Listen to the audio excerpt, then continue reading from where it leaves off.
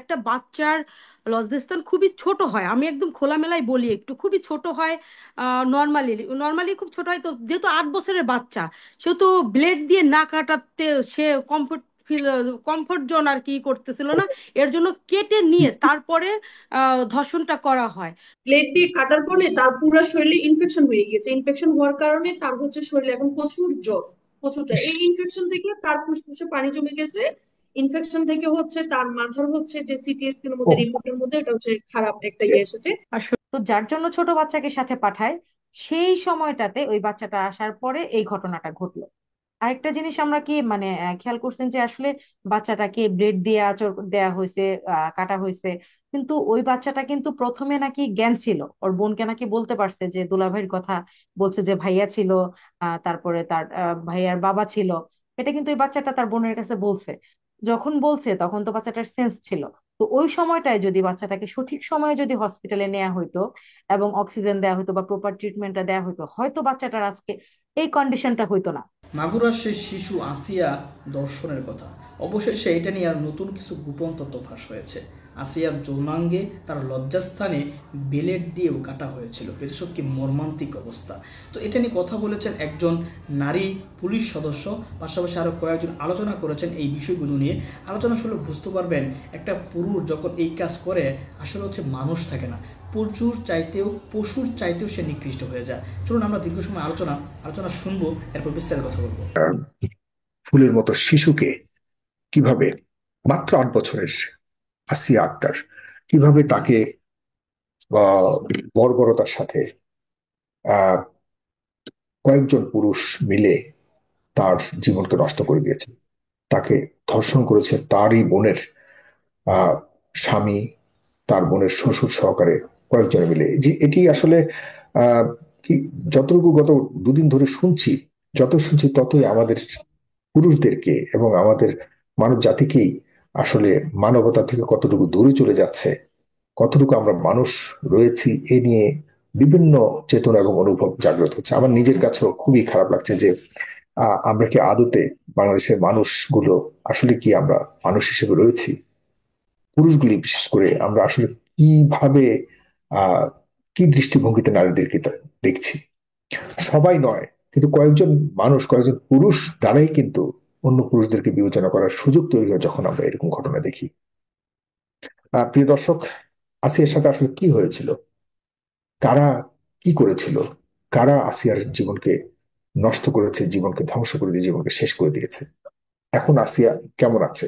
তার সাথে ভবিষ্যতে কি হতে পারে? তার বিচার কি? তার উপরে যে নাশকতা হয়েছে, তার উপর যে বর্বরতা হয়েছে, তার বিচার কি সে পাবে? কবে পাবে? ইতিহাস এবং আমাদের সেই উদাহরণ কি বাংলাদেশে রয়েছে? আইন শৃঙ্খলা কি সেই শক্ত জায়গাতে আছে যে ধর্ষকদেরকে যথাবিহিত বিচার করে শাস্তির আওতায় আনবে? এসব নিয়ে কথা বলবো প্রিয় দর্শক।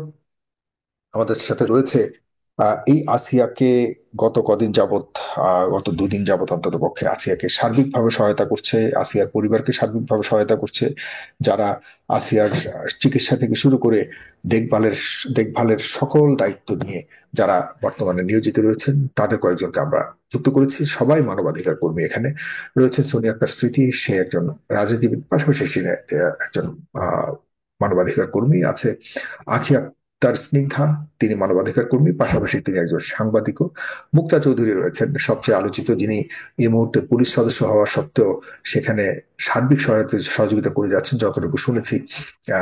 তিনি সেখানে সার্বক্ষণিক আহ পাহারাদারের মতো সেখানে রয়েছেন এবং আসিয়ার সকল চিকিৎসার দেখভাল দেখভাল করছেন, ভালো মন্দ দেখভাল করছেন। একজন পুলিশ সদস্য হওয়া সত্ত্বেও সেখানে সেটি করছেন। পাশাপাশি সঞ্জিদা সুমি রয়েছেন, একইভাবে তিনিও সেখানে মানবাধিকার কর্মী হিসেবে সার্বিক সহযোগিতা করবার চেষ্টা করছে আমরা যতটুকু শুনেছি। এবং রয়েছেন আহ রয়েছেন জনাব কাজী সাইফ হৃদয়, তিনি একজন শিক্ষার্থী ঢাকা বিশ্ববিদ্যালয়ের এবং তিনিও একজন মানবাধিকার কর্মী, তিনিও একইভাবে সহযোগিতা করছেন। এবং নিলয় ইসলাম শুকুর, তিনি আহ, মাগুরার এবং তিনি আসিয়ার আত্মীয় হন। আমরা শুনবো তার কাছ থেকে যে আসিয়ার সম্পর্কে, মানে পারিবারিক ভাবে আসিয়া কেমন ছিল, কেন এই ঘটনার মুখোমুখি হতে হলো, কেন এই নির্যাতনের শিকার হতে হলো আসিয়াকে। আমি শুরু করছি মুক্তা চৌধুরী, আপনি তো আমার যতটুকু ধারণা যে আপনি এই মুহূর্তে আপনি আসিয়ার আশেপাশেই ছিলেন একটু আগে, যতটুকু জানি। এখন মনে হয় আপনি নিজের বাসায় এসেছেন। আসিয়া কেমন আছে একটু শুনতে চাই। মুক্তা চৌধুরী, আসিয়ার সুস্থ হওয়ার লক্ষণ রয়েছে। ডাক্তার তো তার ব্যাপারে অনেক আহ হতাশা ব্যক্ত করেছেন যে কতটুকু সুস্থ সুস্থ হতে পারবে কিনা। এ নিয়ে সারা দেশ উদ্বিগ্ন। আপনার কাছে একটু শুনতে চাই, মুক্তা চৌধুরী, একটু বলবেন দয়া করে। আসসালামু আলাইকুম। আমি মুক্তা চৌধুরী, আমার বাসা চট্টগ্রাম। আমাকে অনেকে কোয়েশ্চেন করেছেন আমার বাসা কি মাদারীপুর কিনা, আসলে মাগুরাতে কিনা। আমি বলছি না, আমার বাড়ি মাগুরাতে না, আমার বাড়ি চট্টগ্রামে। যাই হোক, সবার আগে পরিচয়। আমরা একজন মানুষ। মানুষ হিসেবে আমরা তাদের পাশে যতটুকু থাকার ততটুকু থাকার আমরা চেষ্টা করেছি। এখন যদি আসিকে নিয়ে বলতে যাই, তাহলে সেই অনেক কথা আপনারা নিজেরাই দেখেছেন মিডিয়াতে কি হচ্ছে না হচ্ছে। তো আমি প্রথম বলবো যে তাকে ঢাকায় আনার পরে আহ সাইফুদ্দিন, কাজী সাইফ ভাই, উনি ওনার সর্বোচ্চটা দিয়ে তাদের পাশে থাকার চেষ্টা করেছে। আমি মূলত হচ্ছে সাইফের সাথে যোগাযোগ করে আমি সেখানে যাই। আমাকে অনেকে নাম্বারটি দিয়েছিল। দেন আমি আর আমার বোন সানজিদা, আমরা দুজনে হচ্ছে সেখানে চলে যাই। চলে গিয়ে আমরা সারা রাত সেখানে ছিলাম। সেহরির টাইমে রুমে আসলাম। তো সেখানে যেটা আমরা জানতে পেরেছি এবং শুনতে পেরেছি আসিয়ার মায়ের কাছ থেকে, সেটা হচ্ছে আহ তার বোনে যেটা আমাদেরকে বলেছে যে ঘুমন্ত অবস্থায় তার বোনকে তুলে নিয়ে অন্য রুমে নিয়ে গিয়েছিল, যে হয়তো ধর্ষণ করার জন্য। কিন্তু পরে যখন হচ্ছে ওই রুমটাতে তার যখন ঘুমটা ভাঙে, যখন দেখতে পেলো যে তার পাশে হচ্ছে তার বোন এবং হাজবেন্ড কেউ নাই, তখন সে হচ্ছে রুমের বাইরে গিয়ে যখন খোঁজাখুঁজি করা শুরু করলো, তখন দেখলো তারা বাইরে আছে, অন্য একটা রুমে তার বোনকে নিয়ে গিয়েছে। আর প্রথমে তার হাজবেন্ড নিয়ে গিয়েছে, দেন তারপর হচ্ছে তার শ্বশুর গিয়েছেন। তার বোনে যখন হচ্ছে এটা জানতে পেরেছে, দেখতে পেরেছে, যখন বলেছে যে আমি হচ্ছে আব্বুকে কল দিব, এটা আমি জানাবো, তখন তার বোনকে নাকি হচ্ছে অনেক মারধর করেছে, আসিয়ার বোনকে। তো মারধর করেছে, ইভেন হচ্ছে তারা নাকি ভিতরে তাকে আটকিয়ে বাইরে থেকে হচ্ছে সিটকিনি লাগিয়ে দিয়েছে, এবং তাকে এটাও থ্রেট দিয়েছে যে তুই যদি এটা যদি তোর ফ্যামিলিকে বলিস, তাহলে হচ্ছে তোর বোনকে মেরে ফেলবো, তোকেও মেরে ফেলবো। পরবর্তীতে আমরা যতটুকু জানতে পেরেছি তার ফ্যামিলি মেম্বারদের কাছ থেকে, যে তার মায়ের মুখ থেকে জানতে পেরেছি হচ্ছে তাকে আহ যে ব্লেড ব্লেড দিয়েও হচ্ছে তার শরীরে বিভিন্ন স্থানে আঘাত করেছে। ইভেন হচ্ছে তাকে হচ্ছে আপনার অসচেতন অবস্থায় সকালবেলায় কিন্তু পেয়ে থাকে। ইভেন হচ্ছে আশেপাশের লোকজন যদি হচ্ছে তখন যদি না জড়ো হইতো, তাহলে হচ্ছে তাকে এক পর্যায়ে মেরেই ফেলতো। আর তার গলায় হচ্ছে যে দাগটা মানে দেখেছেন ঘটনাটা আপনারা, ঘটেছে কি রাতের বেলায়? রাতের বেলায় ঘটেছে। তো রাতের বেলা যদি ঘটে থাকে, তার বোন ছিল না? আশপাশের লোকজন সবাই ঘুমন্ত, সে জেগে গেল, ঘুমন্ত অবস্থায় আসতে ছিল। পারলো, তার বোন কোথায় ছিল? তার পরিবার না, মানে সেই, সেই যে হুম। হ্যাঁ হ্যাঁ হ্যাঁ, সে ঘুমন্ত অবস্থায় ছিল। ঘুমন্ত অবস্থায় তার বোনকে কোলে করে তার হাজবেন্ড কিন্তু নিয়ে বের হয়ে গিয়েছে। যখন তার ঘুমটা ভাঙে, যখন ওদের এই অবস্থা দেখলো, তার বোনে কিন্তু তার হাজবেন্ডকে হচ্ছে বলেছে যে আমি হচ্ছে এই বিষয়টা হচ্ছে আব্বা মাকে বলে দিব ফোন করে। তখন তাকে মারধর করে একটা রুমে যে আটকে দিয়েছে, বাইরে থেকে সিটকিনি লাগিয়ে দিয়েছে। লাগিয়ে দিয়ে হচ্ছে তখন আবার তাকে হচ্ছে মেয়েটার প্রতি আবার অ্যাটাক করেছে। কার প্রতি? যে হচ্ছে আসিয়ার প্রতি। যখন এটা করেছে তখন সে আরো বেশি অসুস্থ হয়ে যায়। যখন হচ্ছে সেহরির টাইমে লোকজন জানাজানি হয়ে গিয়েছে, তখন হচ্ছে তার বোনকে অন্য একজন লোকে হেল্প করে লকটা যখন খুলে দিয়েছে, তখন সে বের হয়ে দেখতেছে তার বোনটা অসচেতন অবস্থায় আছে। মুখ দিয়ে ফেনা, লালা এবং কি ব্লিডিং, প্রচুর ব্লিডিং। কারণ তার শরীরে হচ্ছে বিভিন্ন স্থানে ব্লেডের ব্লেডে যে হচ্ছে আঘাত করেছে, আঘাতের চিহ্ন পাওয়া গিয়েছে। দেন সেখান থেকে তারা হচ্ছে ফরিদপুর মেডিকেলে নিয়ে গেছে, ওইখানে তো রাখে নাই। তারপর নিয়ে এসেছে ঢাকা মেডিকেল। ঢাকা মেডিকেল থেকে আমরা হচ্ছে যতটুকু তাদের পাশে থাকার, আমরা অতটুকু থাকার চেষ্টা করেছি। ইভেন হচ্ছে ঢাকা মেডিকেল যখন নিয়ে এসেছে, তখন হচ্ছে একটার পর একটা পরীক্ষা দিতে আছে, একটার পর একটা পরীক্ষা দিতে আছে। আমরাও সবাই খুবই চিন্তিত, এবং আমি এতটুকু তার মাকে এবং ফ্যামিলিকে আশ্বাস দিয়েছি যে আমরা আপনাদের পাশে সার্বক্ষণিক আছি। আমি বাংলাদেশ পুলিশে থাকা সত্ত্বেও আমি আমার ডিউটির পাশাপাশি আমার ডিউটির বাইরে গিয়ে আমি হচ্ছে এই কাজগুলো করে থাকি। আর সেদিন রাতে যেদিন ঢাকা মেডিকেলে নিয়ে এসেছে, সেদিন রাতে হচ্ছে খুলনা রেঞ্জের ডিআইজি রাজা স্যার এসেছিলেন। হুম। রেজা স্যার এসে হচ্ছে সবকিছু তার মায়ের মুখ থেকে শুনলেন। ইভেন রেজা স্যার নিজেও আশ্বাস দিয়েছেন যে যারা ধর্ষণ করেছে তাদের যেন সর্বোচ্চ শাস্তি পেয়ে থাকে, এটার বিরুদ্ধে ছাড়ও হচ্ছে ব্যবস্থা নেবেন। স্যার এতটুকু আশ্বাস দিয়েছেন। আর রেজা স্যার হচ্ছে খুলনা রেঞ্জের ডিআইজি স্যার। আমি যতক্ষণ ছিলাম, ইভেন হচ্ছে ওইখানে আরেকটা ভাই ছিল হচ্ছে রকি নামের একটা ভাই। ওইখানে সর্বক্ষণিক হচ্ছে রেজা স্যার আমাকে ফোন দিয়ে অনেক রাত পর্যন্ত আমার কাছ থেকে আপডেট নিয়ে গেছে। ইভেন হচ্ছে আরেকটা আপডেট নিয়েছে, সেটা হচ্ছে যে আলামত, মেয়েটার যে পায়জামার মধ্যে যে রক্তাক্ত অবস্থা ছিল, আলামতটা, আলামতটা তারা মূলত হচ্ছে আলামত এবং জামাটা হচ্ছে তারা ফরিদপুর মেডিকেল হচ্ছে ফেলে রেখে এসেছে, এরকম একটা কিছু বলেছে। আর যে হচ্ছে আপনার পায়জামাটা রক্তাক্ত অবস্থা আহ, আছে আছে বলতে সে ঢাকা মেডিকেল নিয়ে এসেছিল, ঢাকা মেডিকেল থেকে আবার হচ্ছে তার মেয়েকে, যখন সব সাংবাদিকেরা গিয়ে যখন হচ্ছে বেশি বেশি বিরক্ত করতেছে, তখন হুম। হচ্ছে ওই মানে সব জিনিসপত্র নিয়ে ওনাকে বাড়িতে পাঠিয়ে দেওয়া হয়েছে। দেন আমাকে রেজা স্যার বলল, মুক্তা, আপনি যেহেতু পুলিশ সদস্য, আপনি আলামতটা নিয়ে আপনার কাছে রাখেন, এটা আপনার কাছে সেফ থাকবে। দেন ডিএনএ এর জন্য 3টা শীষের মধ্যে ডিএনএ নমুনা কিছু পরীক্ষা নিরীক্ষার জন্য জিনিস নিয়ে রেখেছে। আরো বলেছে, মুক্তি এটা আপনার হেফাজতে রাখেন, সকালবেলা যেন এটা পরীক্ষাতে নিয়ে যাওয়া হয়। তো আমরা হচ্ছে যতটুকু আমরা প্রতিনিয়ত আপডেট নিচ্ছি, আমরা তো নিজেই সেখানে ছিলাম। Still, আমরা যারা ড্রাইভার যারা ছিলাম, আমরা হচ্ছে মানে আমি যদি একটা এক্সাম্পল দিই, 48 ঘন্টার মধ্যে আমরা 2 ঘন্টাও কেউ ঘুমাইতে পারিনি। কারণ আমাদের মাথার মধ্যে একটা টেনশন কাজ করতেছিল যে কখন কি মেসেজটা আসে। আর আমরা হচ্ছে সার্বক্ষণিক আমরা ডক্টরের সাথে যোগাযোগ রাখতেছি। ইভেন আমি নিজে পর্যন্ত ডক্টরের কাছ থেকে অনুমতি নিয়ে আমি ভিতরে গিয়েছি, যে হচ্ছে তার কি অবস্থা, আমাদের কি কোনো মেসেজ দিচ্ছে না কেন। পরের দিন আমরা রাতে জিজ্ঞেস করি, তারা বলে আমরা সকাল 8টার সময় ভুল একটা মেসেজ দিয়ে দিব, এরকম একটা কিছু। তো ভুল একটা মেসেজ দিয়ে দিব, ঠিক আছে, আমরা অপেক্ষায় আছি। আবার আমরা অক্সিজেন লেভেলটা জানতে চাচ্ছি, হিমোগ্লোবিন জানতে চাচ্ছি, যারা আমরা এগুলো বুঝি তারা হচ্ছে আমরা সবকিছু মিলে আমরা জানার চেষ্টা করতেছি। পরের দিন তো আপনারা নিজেরাও দেখলেন যে হচ্ছে উপদেষ্টারা এসেছেন, আরো অনেক মানুষজন এসেছেন। আমরা ভোর থেকে আমরা সেখানে শুধু সেহরি টাইমটা, আমি আমার বোন সাইফে আমরা একটু শুধু এদিক সেদিক হয়েছি, কেন শুধু সেহরিটা খাওয়ার জন্য, টাইমটার জন্য, আদার্স কিছু না। ঠিক আছে। ঠিক।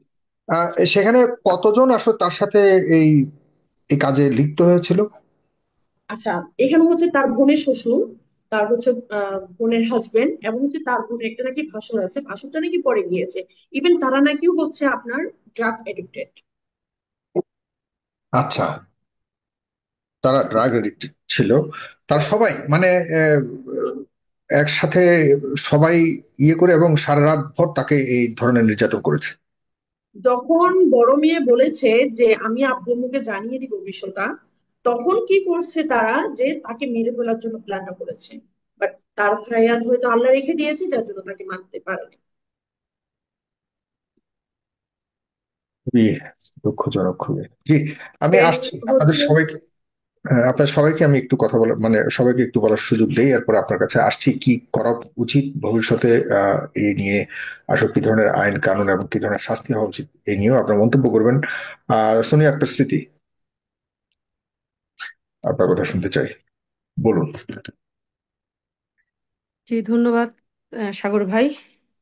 আসলে এতটা হতাশা নিয়ে, এতটা দুঃখ নিয়ে, কষ্ট নিয়ে কখনো লাইভে যুক্ত হওয়া হয় নাই, কোনো টকশোতেও হই নাই।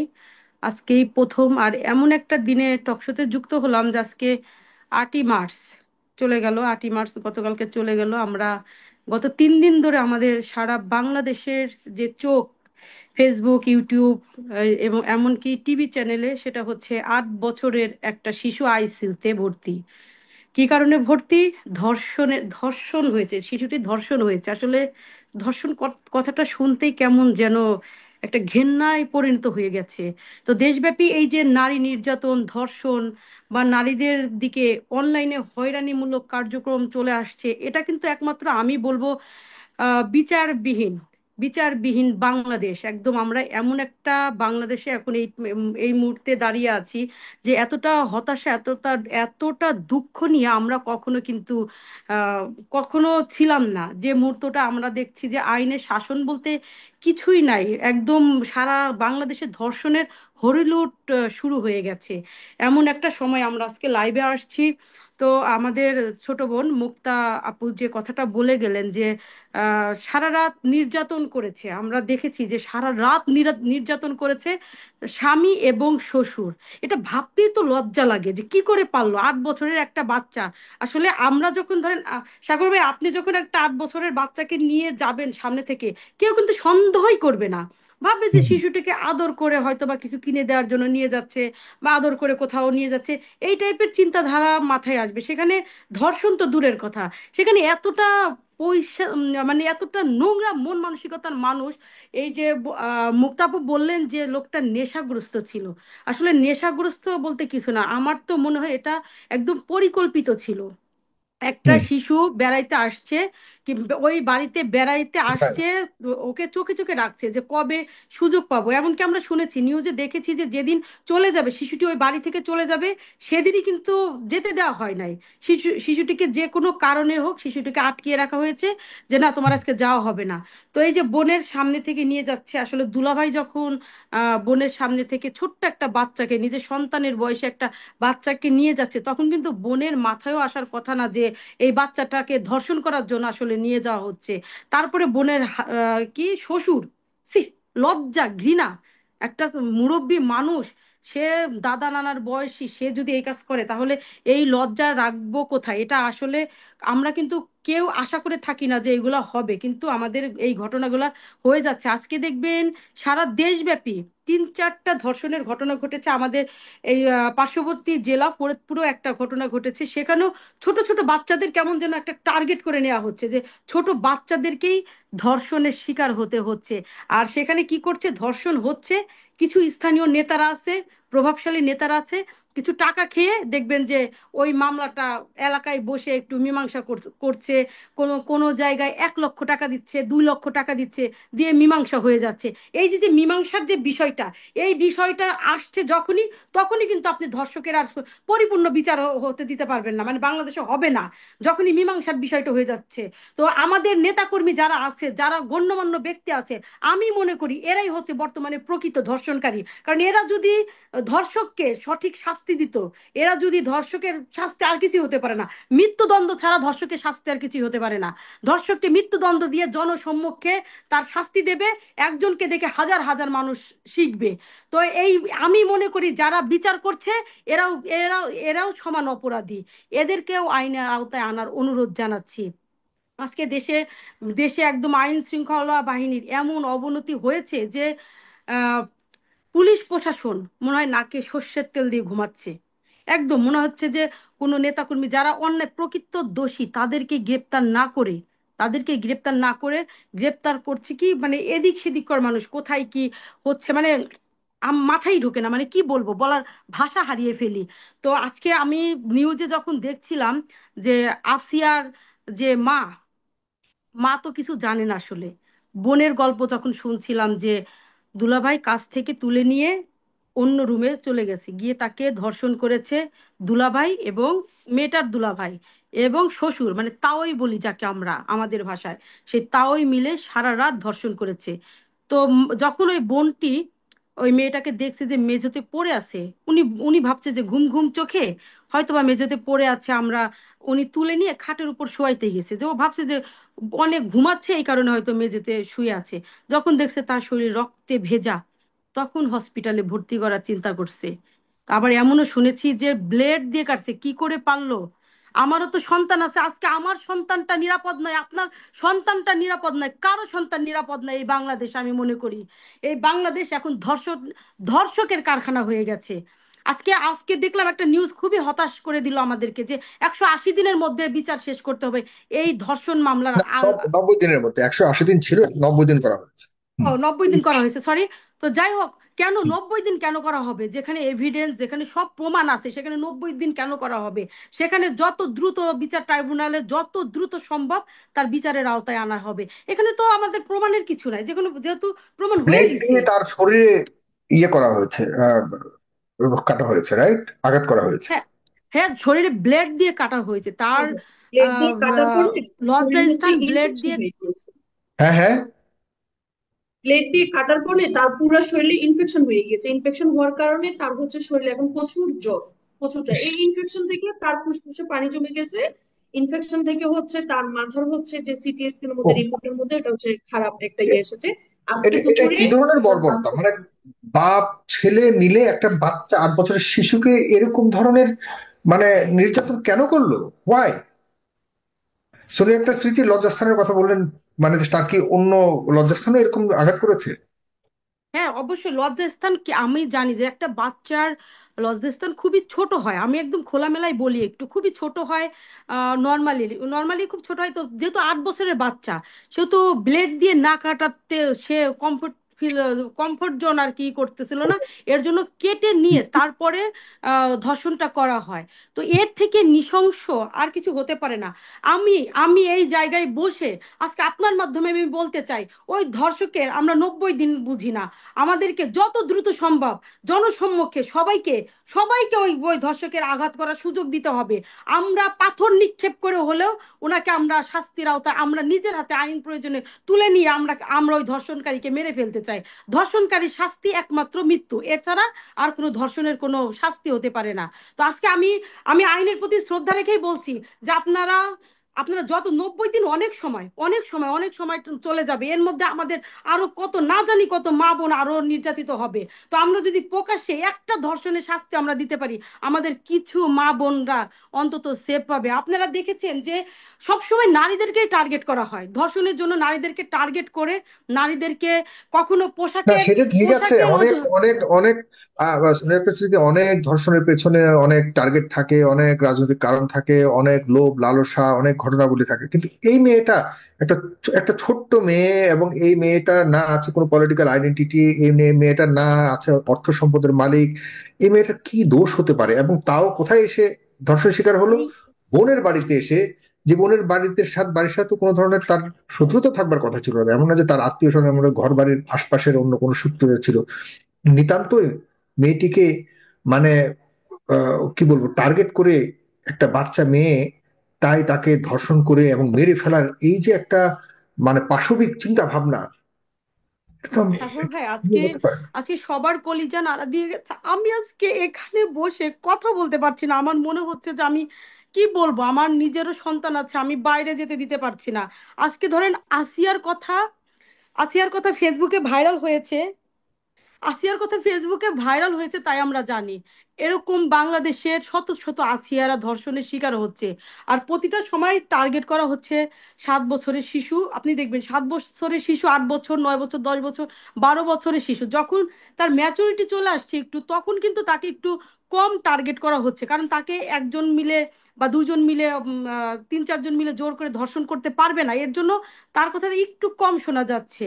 তো আমাদের দেশে আমরা দেখেছি কখনো ধনীরা ধর্ষণ করছে গরিবদের রুমে ডেকে নিয়ে ধর্ষণ করে। আমরা যদি আনভিরের কথা বলি, আনভির সোবহানের কথা বলি, মুনিয়াকে যে ধর্ষণ করে মেরে ফেলছে তারও কিন্তু বিচার হয় নাই, সে কিন্তু টাকা দিয়ে পার পেয়ে গেছে। আমার কথা হচ্ছে প্রতিটা মানুষ, ধনী হোক এবং গরিব হোক, যে যেমনই হোক না কেন, তার শাস্তিটা যদি আমরা নিশ্চিত করতে পারতাম, বাংলাদেশের আজকে এই রকম ভাবে আমাদের এই লজ্জার মুখে আজকে পড়তে হতো না। আজকে পুরুষ হিসাবে আপনি কিন্তু লজ্জিত, নারী হিসাবে আমি লজ্জিত, কারণ আমি আমার সন্তানকে সেভ রাখতে পারি নাই। আসলে সেভ রাখারও তো কথা না, আপনি লজ্জা পাচ্ছেন, আপনি মনে করছেন যে এক পুরুষের জন্য সারা বাংলাদেশের পুরুষ জাতি আজকে নত হয়ে যাচ্ছে, আজকে তাদের মুখ ছোট হয়ে যাচ্ছে, তাদের মাথা হেও হয়ে যাচ্ছে। তো এইরকম যদি আমাদের বিচার বিচার বিভাগ যদি আমাদের সাথে থাকতো, আমাদের আগেও ছিল না, বিচার বহিতার ভুগেছি আমরা, বিচারহীনতায় ভুগেছি আমরা, কিন্তু এখনো এই যে বাংলাদেশে আমাদের একটা ফ্যাসিস্ট দূর করার পরে আমাদের যে নতুন সরকার গঠন করলো, আমি মনে করছি এই সরকার এখনো পর্যন্ত দেখবেন চুপ আছে। এখনো পর্যন্ত ওই উপদেশটা যাচ্ছে, ভাইরাল হচ্ছে, উপদেশটা গিয়ে বাচ্চাটাকে দেখে দায় সারা কাজ করে চলে আসছে। না, আমরা এটা চাই নাই, আমরা এমন বাংলাদেশ চাই নাই। আমরা জুলাই আন্দোলন করেছি, জুলাই আন্দোলনে আমাদের অনেক মা বোনদেরকে আমরা দেখেছি ছাত্রলীগের নেতারা ধর্ষণ করে ছেড়ে দিয়েছে, কারণ কিছু হলেই নারীদের উপর আঘাত করাটা খুব সহজ। কারণ নারীরা যখন দেখবেন অনলাইনে কাজ করছে, অনলাইনেও কিন্তু নারীদেরকে ছেড়ে দেওয়া হচ্ছে না, তাদেরকে এমন রুচিহীন কথাবার্তা বলে অনলাইন থেকে বের করার কিন্তু একটা প্রবণতা আমরা দেখেছি, কিন্তু যে নারীরা কিছু করতে গেলে নারীদেরকে খুব লজ্জাজনক স্থানে আঘাত করে তাদেরকে হেয় প্রতিপন্ন করা হচ্ছে জি। বিভিন্ন ভাবে। ধর্ষণ কিন্তু শুধু গায়ে যে ধর্ষণ করলো এটা কিন্তু শুধু ধর্ষণ না, মুখে ধর্ষণ। এখন একটা কি অ্যাপ হ্যাঁ, নারীদের বেরাইছে, প্রতি এই আচরণের বিরুদ্ধে অবশ্যই দাঁড়াতে হবে, কারণ হ্যাঁ, এগুলি এ থেকেই এআই আসলে ধর্ষণের ধর্ষকরা উৎসাহ পায়। আমাদেরকে অবশ্যই হ্যাঁ, আমাদের দৃষ্টিভঙ্গি, আপনি আমাদের আরেকটা আচরণ জিনিস দেখবেন, এআই অনেক। একটা অ্যাপস বেরিয়েছে সম্ভবত, এআই না আইএ সম্ভবত, যাই হোক একটা অ্যাপস বেরিয়েছে, সেখানে নারীদের চেহারা, যে কোনো মেয়েদের হোক ছেলেদের চেহারা হোক, একটু হুবহু মিল করা যায়। তো এই সব অ্যাপস গুলো দিয়ে নারীদেরকে হেয় প্রতিপন্ন করে বিভিন্ন গ্রুপ খুলে নারীদেরকে হেয় যে একটু মুখ খুলতেছে তার বিরুদ্ধেই কিন্তু এই সব প্রপাগান্ডা ছড়ানো হচ্ছে। এটাও কিন্তু ধর্ষণের শামিল। এদের বিরুদ্ধেও এই সব পেজ, এই সব ফেসবুক আইডির বিরুদ্ধেও কিন্তু না, আইনি সহায়তা। আপনার নারীরা এখন আর আগের মতো দুর্বল নন, আপনারা ঐক্যবদ্ধ হন। এই যে না, এখন আজকে অবশ্যই আপনারা অবশ্যই একসাথে আমরা আমরা থেমে ঐক্যবদ্ধ থাকবো হন, না। আপনারা আমরা এই ধরনের আচরণের বিরুদ্ধে অবশ্যই কথা বলতে হবে। আমরা যদি এই কেউ ধর্ষকের, আমাদের সাফ কথা, আমরা এই ধর্ষক, আমরা কালকে মানববন্ধনের ডাক দিয়েছি। আহ, সারা বাংলাদেশ জুড়ে মানববন্ধন হবে কালকে। আমি মনে করি মানববন্ধন করে কোনো কিছু হয় না। মানববন্ধন, না মানববন্ধন সাময়িক একটা ইসের মধ্যে দিয়ে না, যাচ্ছে যে আমরা আমরা আমরা এই মানববন্ধন এই দায়বদ্ধতার দর্শকদের কাজ আমি মনে কোনোভাবেই করি, ছাড় কিন্তু দিব না, আমরা ছাড় দিব না। আমরা আপনারা আমরা আপনারা নিশ্চিত পণ করতে চাই, করুন। আমরা জি। আমরা এবং সকল ধর্ষকের পুরুষ, ধর্ষকের সুপুরুষ পাথর যারা নিক্ষেপ আছে, করে দায়িত্বশীল মৃত্যুদণ্ড পুরুষ, চাই। দায়িত্বশীল পুরুষ যারা আছে, পুরুষ সমাজ যারা, সবাই আপনাদের সাথে থাকবে। যারা অন্ততপক্ষে যাদের ন্যূনতম বিবেচনা বোধ আছে, কেউই এই ধর্ষকদের পক্ষ নেবে না, এই ধর্ষকদের বিচার না হোক এটা আজকে কেউ চাইবে দেখবেন না। কিছু কিন্তু কিছু আমি মনে মানুষ। করি অ্যাজ এ হিউম্যান বিং, আমি আখি আক্তার স্নিগ্ধার কাছে যেতে চাই। স্মৃতি, আসছি আপনার কাছে। আখি আক্তার স্নিগ্ধা, আপনার কাছে একটু, যদি আপনি সাংবাদিক হিসেবে যতটুকু শুনেছি, আপনি গ্রাউন্ডে কাজ করেছেন, এই বিষয়টি নিয়ে কি তথ্য দেখলেন, কি চিত্র দেখলেন? খুবই আমরা হতাশ এবং উদ্বেগের খবর শুনতে পাচ্ছি, দেখতে পাচ্ছি। স্নিগ্ধা। আসসালামু আলাইকুম। জি আসলে আমি আখি, কি বলবো, এরকম একটা বিষয় নিয়ে আজকে লাইভে আসতে হলো, এটা আসলে খুবই হৃদয় বিদারক একটা বিষয়। আমরা তো আসলে শিশুকন্যাকে, আল্লাহ যখন, আমরা জানি যে আমরা যেহেতু মুসলিম, আল্লাহ তাআলা তখনই আমাদের ঘরে একজন শিশুকন্যা দেয় যখন আল্লাহ প্রচন্ড সন্তুষ্ট হয়। আর এটা হচ্ছে রমজানের একটা মাস। আর আমরা হয়তো এর মধ্যে যেটা শুনেছি যে এই বাচ্চাটা কিন্তু বোনের বাসায় এমনি এমনি ঘুরতে আসছিল না। মূলত বোনটার সাথে নাকি বোনের শ্বশুর এর আগে একটু খারাপ আচরণ করেছে, এরকম চেষ্টা করেছিল, যার কারণে মেয়েটা ভয় পায় তার মাকে বলে যে মা, আমার এরকম আমার শ্বশুর এরকম করছে। তার স্বামীকে বলে, স্বামী এটা গোপন করতে বলে, এবং এটা নিয়ে ওকে নাকি বকাবকি করে, মারধর করে, এটাকে পাত্তা দেয় না। তো পরবর্তীতে ওর মার সাথে শেয়ার করে। শেয়ার করার পরে বাচ্চাটাকে তার মা পাঠায় সাপোর্ট হিসেবে, যে যখন বোনটা ওয়াশরুমে যাবে বা সাথে থাকলে হয়তো ছোট বাচ্চাকে যে এরকম ঘটনা ছোট বাচ্চার সাথে ঘটবে এটা তো আর উনি চিন্তা করে নাই। চিন্তা করছে যে ওনার বড় মেয়েটা হয়তো ছোট বাচ্চাটা পাশে থাকলে একটু সেফ থাকবে, তো যার জন্য ছোট বাচ্চাকে সাথে পাঠায়। সেই সময়টাতে ওই বাচ্চাটা আসার পরে এই ঘটনাটা ঘটলো। আরেকটা জিনিস আমরা কি মানে খেয়াল করছেন যে আসলে বাচ্চাটাকে ব্লেড দিয়ে আঁচড় দেয়া হয়েছে, কাটা হয়েছে, কিন্তু ওই বাচ্চাটা কিন্তু প্রথমে নাকি জ্ঞান ছিল, ওর বোনকে নাকি বলতে পারছে, যে দুলাভাইয়ের কথা বলছে যে ভাইয়া ছিল, তারপরে তার ভাইয়ার বাবা ছিল। এটা কিন্তু ওই বাচ্চাটা তার বোনের কাছে বলছে। যখন বলছে তখন তো বাচ্চাটার সেন্স ছিল। তো ওই সময়টায় যদি বাচ্চাটাকে সঠিক সময়ে যদি হসপিটালে নেওয়া হইতো এবং অক্সিজেন দেওয়া হতো বা প্রপার ট্রিটমেন্টটা দেওয়া হতো, হয়তো বাচ্চাটার আজকে এই কন্ডিশনটা হইতো না। প্রপার ড্রেসিং পাইতো, ইনফেকশনটা হওয়ার স্কোপ কম থাকতো, প্রপার অক্সিজেন পাইতো, তাহলে কিন্তু এরকম হতো না। কিন্তু ওরা যেটা করছে, হয়তো আমার যেটা ধারণা যে হয়তো ওরে মারার যখন, কারণ গলার দাগটা তো অনেক বেশি, হয়তো ওরে যখন গলায় মারার চেষ্টা করছে ও হয়তো সেন্সলেস হয়ে গেছে, যার কারণে ভাবছে যে মরে গেছে। কিন্তু আলটিমেটলি ও যখন মরে নাই, তখন গিয়া ওর বোন তো দেখে ফেলছে, যার জন্য এটা হাইড করার চেষ্টা করছে। আসলে বলে না যে এগুলি খারাপ কাজ কখনো চাপা থাকে না, আল্লাহ কোনো না কোনো ভাবে প্রকাশ করে।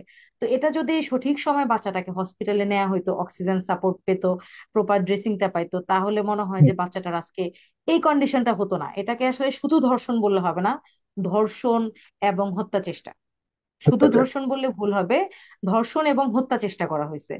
আর আরেকটা বিষয় আমি আসলে অ্যাজ এ নারী হিসেবে বা সাধারণ বাঙালি মেয়ে হিসেবে যেটা বলবো মতামত, সেটা হচ্ছে যে 90, আজকে যেটা ঘোষণা আসলে যে 90 কার্য দিবসের মধ্যে বিচার হতে হবে।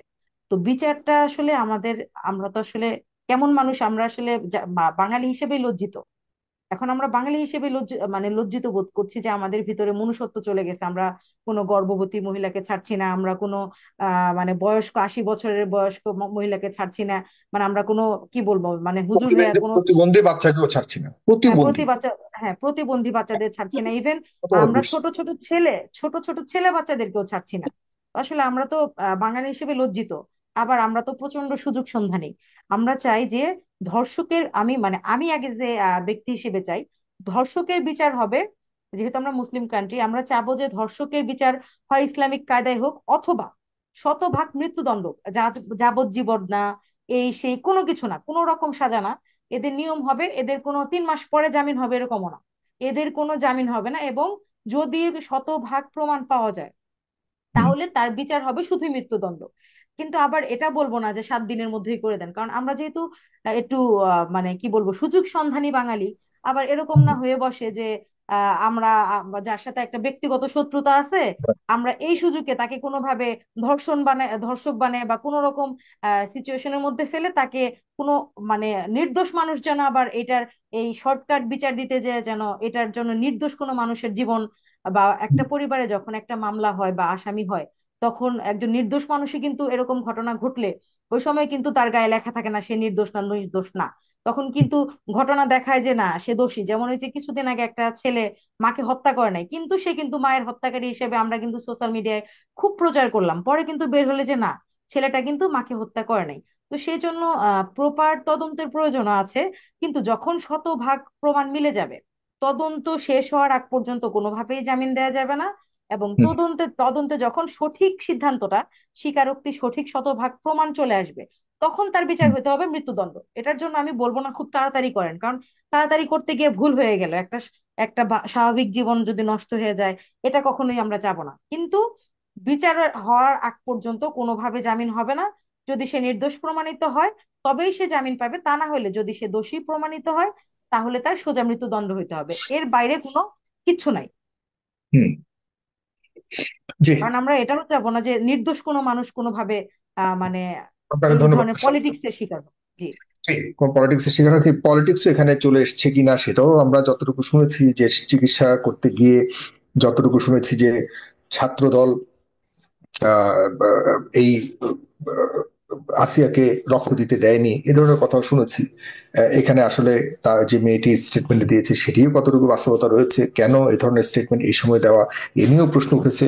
কেন রাজনীতি এখানে ঢুকে গেল, সঞ্জিতা সুমির কাছে যেতে চাই আগে। এটা তো সম্পূর্ণ মিথ্যা, এটা আমাদের আচ্ছা, সম্পূর্ণ মিথ্যা সানজিদাও কিনা, বলতে কারণ আমরা পারবে। শুনেছি এ নিয়ে গতকালকে বিতর্ক হ্যাঁ, হয়েছে। এই সানজিদাও বলতে পারবে, মুক্তাও বলতে পারে, যেহেতু ওরা প্রত্যক্ষদর্শী, ওরা ভালো বলতে পারবে যে ছাত্রদলের উপর যে অভিযোগ আনা হয়েছে, যে মেয়েটি এনেছে, ওটা সম্পূর্ণ মিথ্যা, সম্পূর্ণ ভুয়া। এটা কোনো রাজনৈতিক কেন উদ্দেশ্যে এনেছে কেন কিনা। আনবে তাহলে মেয়ে, এটি যদি ভুয়া হয় কেন আনবে? আমি একটু সঞ্জিতা সুমির কাছে শুনতে চাই, আসছি আমি। ওরা ওরা দুই বোন ভালো বলতে পারবে, আমার মনে হয় ওরা কাছে ছিল, ওরা ভালো বলবে। সঞ্জিতা সুমি আগে ইয়ের ব্যাপারটা বলুন। ধন্যবাদ। মূলত এখানে ছাত্র দল বা ছাত্রলীগ কেউ আসে নাই। আমরা দুই বোন ছিলাম মূলত। ইতিমধ্যে হচ্ছে আমার বড় আপু আর কি মুক্তা চৌধুরী বলে গেছে, সবকিছু শেয়ার করে দিছে। আর ওইখানে যে আমরা যে ছিলাম, যে কয়েকজন ছিলাম, তারা মানে পুরা আহ ইয়ে দিয়ে, শ্রম দিয়ে, আহ মূলত মানে আপু, মানে রক্ত ওর দেওয়ার সময় অবস্থাটা কি দেখে, ঘটনা ঘটেছিল?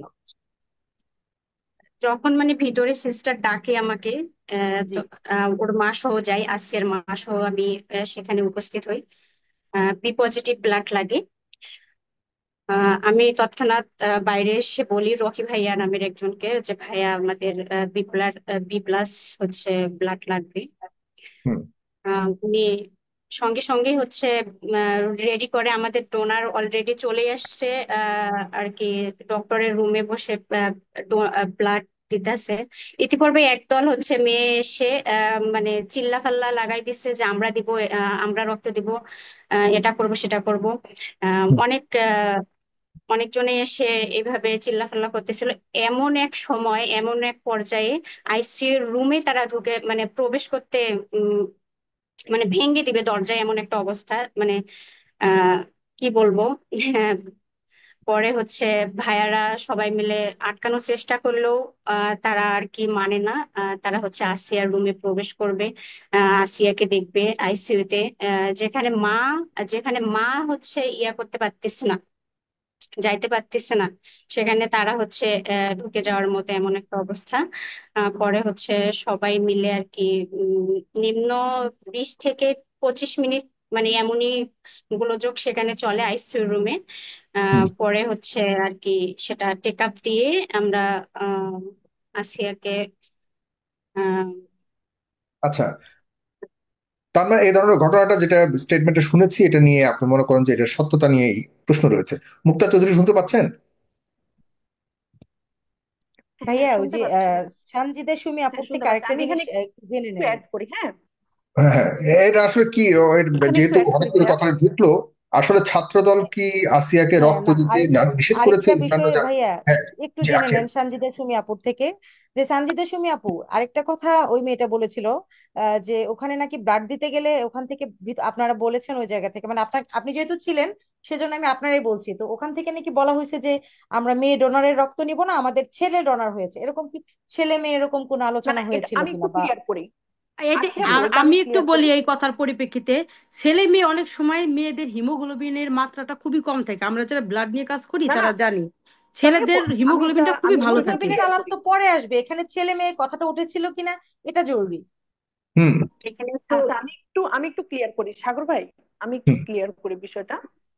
বিষয়টা হচ্ছে, আমি একটু বাইরে এসেছিলাম, আমাকে হচ্ছে ডেকেছিল, ওর বিষয়ে একটু ডেকেছিল, আমরা একটু পরামর্শ করতেছিলাম, ঠিক আছে? তো যখন আমরা পরামর্শ করতেছিলাম তখন হচ্ছে ওইখান থেকে মেসেজ আসছে, আপনি সানজিদা আপনি সুমি আপুকে কল হেডফোনটা দিয়ে খুলে এই ফেলুন, আমার কাছে মনে হয় হেডফোনটা থাকার কারণে কথাগুলো ক্লিয়ার শোনা যায়। আপনি ডিভাইস থেকে হেডফোনটা খুলে ফেলুন, তাহলে হয়তো ক্লিয়ার শোনা যাবে আরো। হ্যাঁ। হ্যাঁ, বলুন। না, শুনতে পাচ্ছি না, হয়তো একদম তো এখন। শুনে। এখন শোনা যাচ্ছে, হ্যাঁ, এখন শোনা যাচ্ছে, হ্যাঁ। বলুন, এখন ক্লিয়ার শোনা যাচ্ছে। আচ্ছা, আমি একটু ক্লিয়ার করি। সেটা হচ্ছে কি, সেখানে আহ, যখন অনেক বেশি চেঁচামেচি হচ্ছে, আমি বাইরে ছিলাম, আমরা হচ্ছে আসিয়াকে নিয়ে মূলত আমরা একটা আম, কথা বলতেছিলাম সেখানে। তো যখন হচ্ছে ওইখানে 10 থেকে 15 জন মেয়ে গিয়েছে, তারা হচ্ছে উপদেষ্টাদের সাথে পিছনে পিছনে গিয়েছে আর কি, উপদেষ্টাদের পিছন পিছন গিয়েছে। কিন্তু পিছন পিছন যাওয়ার পরে তারা হচ্ছে ব্লাড দিবে এরকম একটা ন্যাকামো করতেছে। তো আমাকে হচ্ছে রনি ভাই নামের একটা ভাই আছে, আমাকে বলতেছে মুক্তাপু আপনি একটু ইমিডিয়েট আপনি একটু ওইখানে চলে যান। আমি চলে গেলাম, দেখতেছি সানজিদা আর হচ্ছে আসিয়ার মা এক পাশে দাঁড়িয়ে আছে, তাদের উপরে মানে অনেক মানে ঠেলাঠেলি করতেছে ওইখানে। যে এক পর্যায়ে তারা হচ্ছে গ্লাসটা ভেঙে পিআইসিউর গ্লাসটা ভেঙে তারা ভিতরে চলে যাবে। তো আমি হচ্ছে প্রথমে সুন্দর করে বলেছি যে আপনারা দয়া করে এখান থেকে চলে যান। তারা শুনে নেই। পরে কারা, বললাম কাদেরকে আজকে কাদেরকে তিন বলছেন, দিন ওরা কারা? যাবত ওরা কার আমরা নিজেও যাই না, ওরা শাড়ি পরে স্টাইল করে এসেছে। বিষয়টা বুঝছেন, তারা স্টাইল করে সেখানে মনে হয় যে মডেলিং করতে এসেছে তারা, ঠিক আছে? তো আমরা তাদেরকে মানে চিনি কারা? না, ওই তারা যে কে? যে মেয়ে, যে একটি একটি মেয়েকে যে মেয়ে দেখেছিলাম যে ভিডিওটা, রাইট, যে ভিডিওটা মেয়েটা ভিডিওটা করেছে, যে যে বলেছে ছাত্র দলের ব্লাডের নেতারা কথা। তাদেরকে রক্ত দিতে দেয়নি, কেঁদে কেঁদে বলেছে। সে কি ছিল সেখানে? হ্যাঁ। তো সেখানে হচ্ছে ও এর মাঝে হচ্ছে সাইব ভাই, আবার হচ্ছে আপনার যে আসাদ স্যার, পরিচালক স্যার, ওনাদের সাথে মিটিং এ অন্য একটা জায়গায় গিয়েছে। তখন ভাইও শুনে আবার দৌড়ে চলে আসছে। কিন্তু ওইখানে তো আমরা মেয়ে জাতি, আমাদের গায়ে তো একটু টাচ লাগলে আমরা এতটুকু করে ফেলি, তাই না? তো এই হুম। জন্য ভাইয়েরা বলতেছে ওইখানে মেয়েদের মধ্যে শুধুমাত্র আমার বোনটাই ছিল, ঠিক আছে? মেয়েদের মধ্যে এতগুলো 10-15 জন মেয়েকে হচ্ছে একজন মেয়ে ট্যাকাল দেওয়া কিন্তু মানে মোটেও সহজ বিষয় না। আমি সহ গিয়ে মানে এক পর্যায়ে হচ্ছে আমি তাদেরকে রিকোয়েস্ট করে বের করতে না পেরে, আমি সহ আমাকে যখন তারা ধাক্কা দিয়েছে, ধাক্কা দিয়ে তারা আইসিইউ ভিতরে ঢুকে যাবে, আমি কেউ স্বামী পিছন দিক থেকে মানে তাদেরকে হচ্ছে মানে ঠেলে দিয়েছি। আমি ঠেলে দিয়ে বলেছি যে আপনারা দয়া করে যান এখন, কারণ ভিতরে আমাদের একটা আসিয়া না, এখানে হাজারটা আসিয়া হয়তো এখানে ট্রিটমেন্ট করতেছে, একজনের জন্য সবাই এখানে ডিস্টার্ব ফিল করতেছে। তারা এখন যেটা আপনাদের বলেছে যে হচ্ছে ছাত্রদল ব্লাড দিতে দেয় নাই, দেন হচ্ছে আহ ওনারা মেয়ের জন্য ব্লাড নেয় নাই। আসলে মূলত কাহিনী এটা না, কাহিনীটা হচ্ছে ব্লাডটা তো ম্যানেজ হয়ে গিয়েছে, ম্যানেজ হয়ে গেলে কেন আমরা ব্লাডটা নিব তার কাছ থেকে? প্রথম কথা। দ্বিতীয় কথা হচ্ছে কিন্তু সেই এখানে কি ছাত্র দলের কেউ ছিল বলেছে, কিনা? বুঝি নাই। মানে ওদেরকে না করার ক্ষেত্রে, যে ব্লাড ম্যানেজড হয়ে গেছে এ কথা বলার ক্ষেত্রে কি ছাত্র দলের কেউ ছিল? ওদেরকে ছাত্র দলের কেউ কি বারণ করেছে? সেখানে ছাত্রদল তো কেউ নাই। উনি অযথা একটা কথা বললে কি হবে, সেখানে তো ছাত্রদলের কেউ নাই। তো বারণ করেছে কে তাহলে ওদেরকে? জি। তাদেরকে ব্লাড দিতে হবে না, এটা এই কথাটা বলেছে কে? হাসপাতাল কর্তৃপক্ষ এটা নাকি বলেছে আপনার? হচ্ছে রকি ভাই, মানে ওইখানে যিনি তাৎক্ষণিক, যে ব্যক্তিটা না ঘুমিয়ে পুরো রাত জেগে সেখানে হচ্ছে তাদেরকে হেল্প করেছে আমাদের সাথে, সেই ভাই বলেছে। সেই রকি ভাইয়ের রাজনৈতিক পরিচয় কি? সেই উনি এখানে কি করেন?